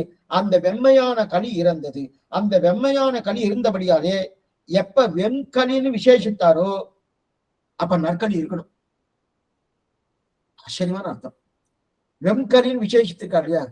வெம்கலின்னா பொல்லா அரக்கனை கிள்ளி கலந்தானே. இந்த மாதிரி அடிக்கடி இந்த திட்டம் நம்ம பூர்வாச்சாரம் எடுப்பார். அரக்கன்னு சொன்னா போறோம் சுவாமி, எதுக்கு பொல்லா அரக்கன்னு சொன்னோம்? அப்ப நல்லா அரக்கன் இருக்கான்னு அர்த்தம். ஆமா, விபீஷன் நல்லா இருக்கான். அதே போல வெம்கலி களின்னு சொன்னாலும் அது என்ன வெப்பத்தோடு கூடிய எதுனா சுவாமி, அது படுத்துற பாடுதானே பாசம். அதுக்கு என்ன வெம்கலினா? அப்ப நல்ல களியில் இருக்கணும். நற்களி இருக்குன்னு அர்த்தம் இல்லையா? நற்களினா என்ன சுவாமி? நற்களினா என்னது? கலியுகத்துல நற்களினா நாம சங்கீர்த்தனம் பயிரவனத்துல பகவத்கர் நடந்தது களி இருக்க போயில, அதுதான் நற்களி. எங்கெங்கெல்லாம் நாம சங்கீர்த்தனம் நடக்கிறதோ, எங்கெங்கெல்லாம் பகவத் ஆராதனை நடக்கிறதோ, மச்சித்தாக மக்கத பிராணாகா போதயந்த பரஸ்பரம் கண்ணன் சொன்னா பட என்னை பத்தி கதையில கேட்கணும், என்னை பத்தி கேட்டுதங்கள் கேட்கணும். அப்படியே காலாடும் நெஞ்சடி உன் கண் சுடன்ற போல என்னுடைய விசேஷங்களை பூர்ணமா அனுபவிச்சுட்டு இருக்கா இல்லையா? அங்கெல்லாம் களி இருக்க மாட்டேன். அதான் நற்களின்னு இருக்கிறார். ஆக சும்மா கொஞ்சம் இருக்கு, ஒரு 10-15 நிமிஷம் ஆகும். இருந்தாலும் நாளைக்கு இதை பார்த்துடலாம். இதோடு இதை முடிச்சுடலாம். ஏன்னா ஆனது செம்மை அறநெறி பொய்மை அருசமயம் போனது பொங்கி இறந்தது வெண்கலி வரைக்கும் பார்த்தோம். பூங்கமல தேனது பாய்வைகள் தென்னரங்கர் கடல் சென்று வைத்து தானதன் அதையும் பார்த்துட்டோம். ஆனா இங்க இவர் எப்படி பண்றார், ராமானுஜர் எப்படி பண்றாருன்றது ஒரு சின்ன விஷயம். அது என்னன்றது நாளை தினம் பார்த்துருவோம். ஆழ்வாரன் பெருமானாட்சிய திருவேசம் ஆச்சாரியின் திருவிதேசம் பாகவதாரன் திருவடிகளே சரணம். சந்தேகனால அவசியம் கேட்கலாம். மேற்கொண்டு நாளை காலை 10 மணிக்கு கணினி சேர்த்தாங்க. அருள் கொண்டாட ஆச்சரியமா இருக்கு. அருள் கொண்டாட மரியவர் என்பது அருளினார் அவர்களின் பாசனம்.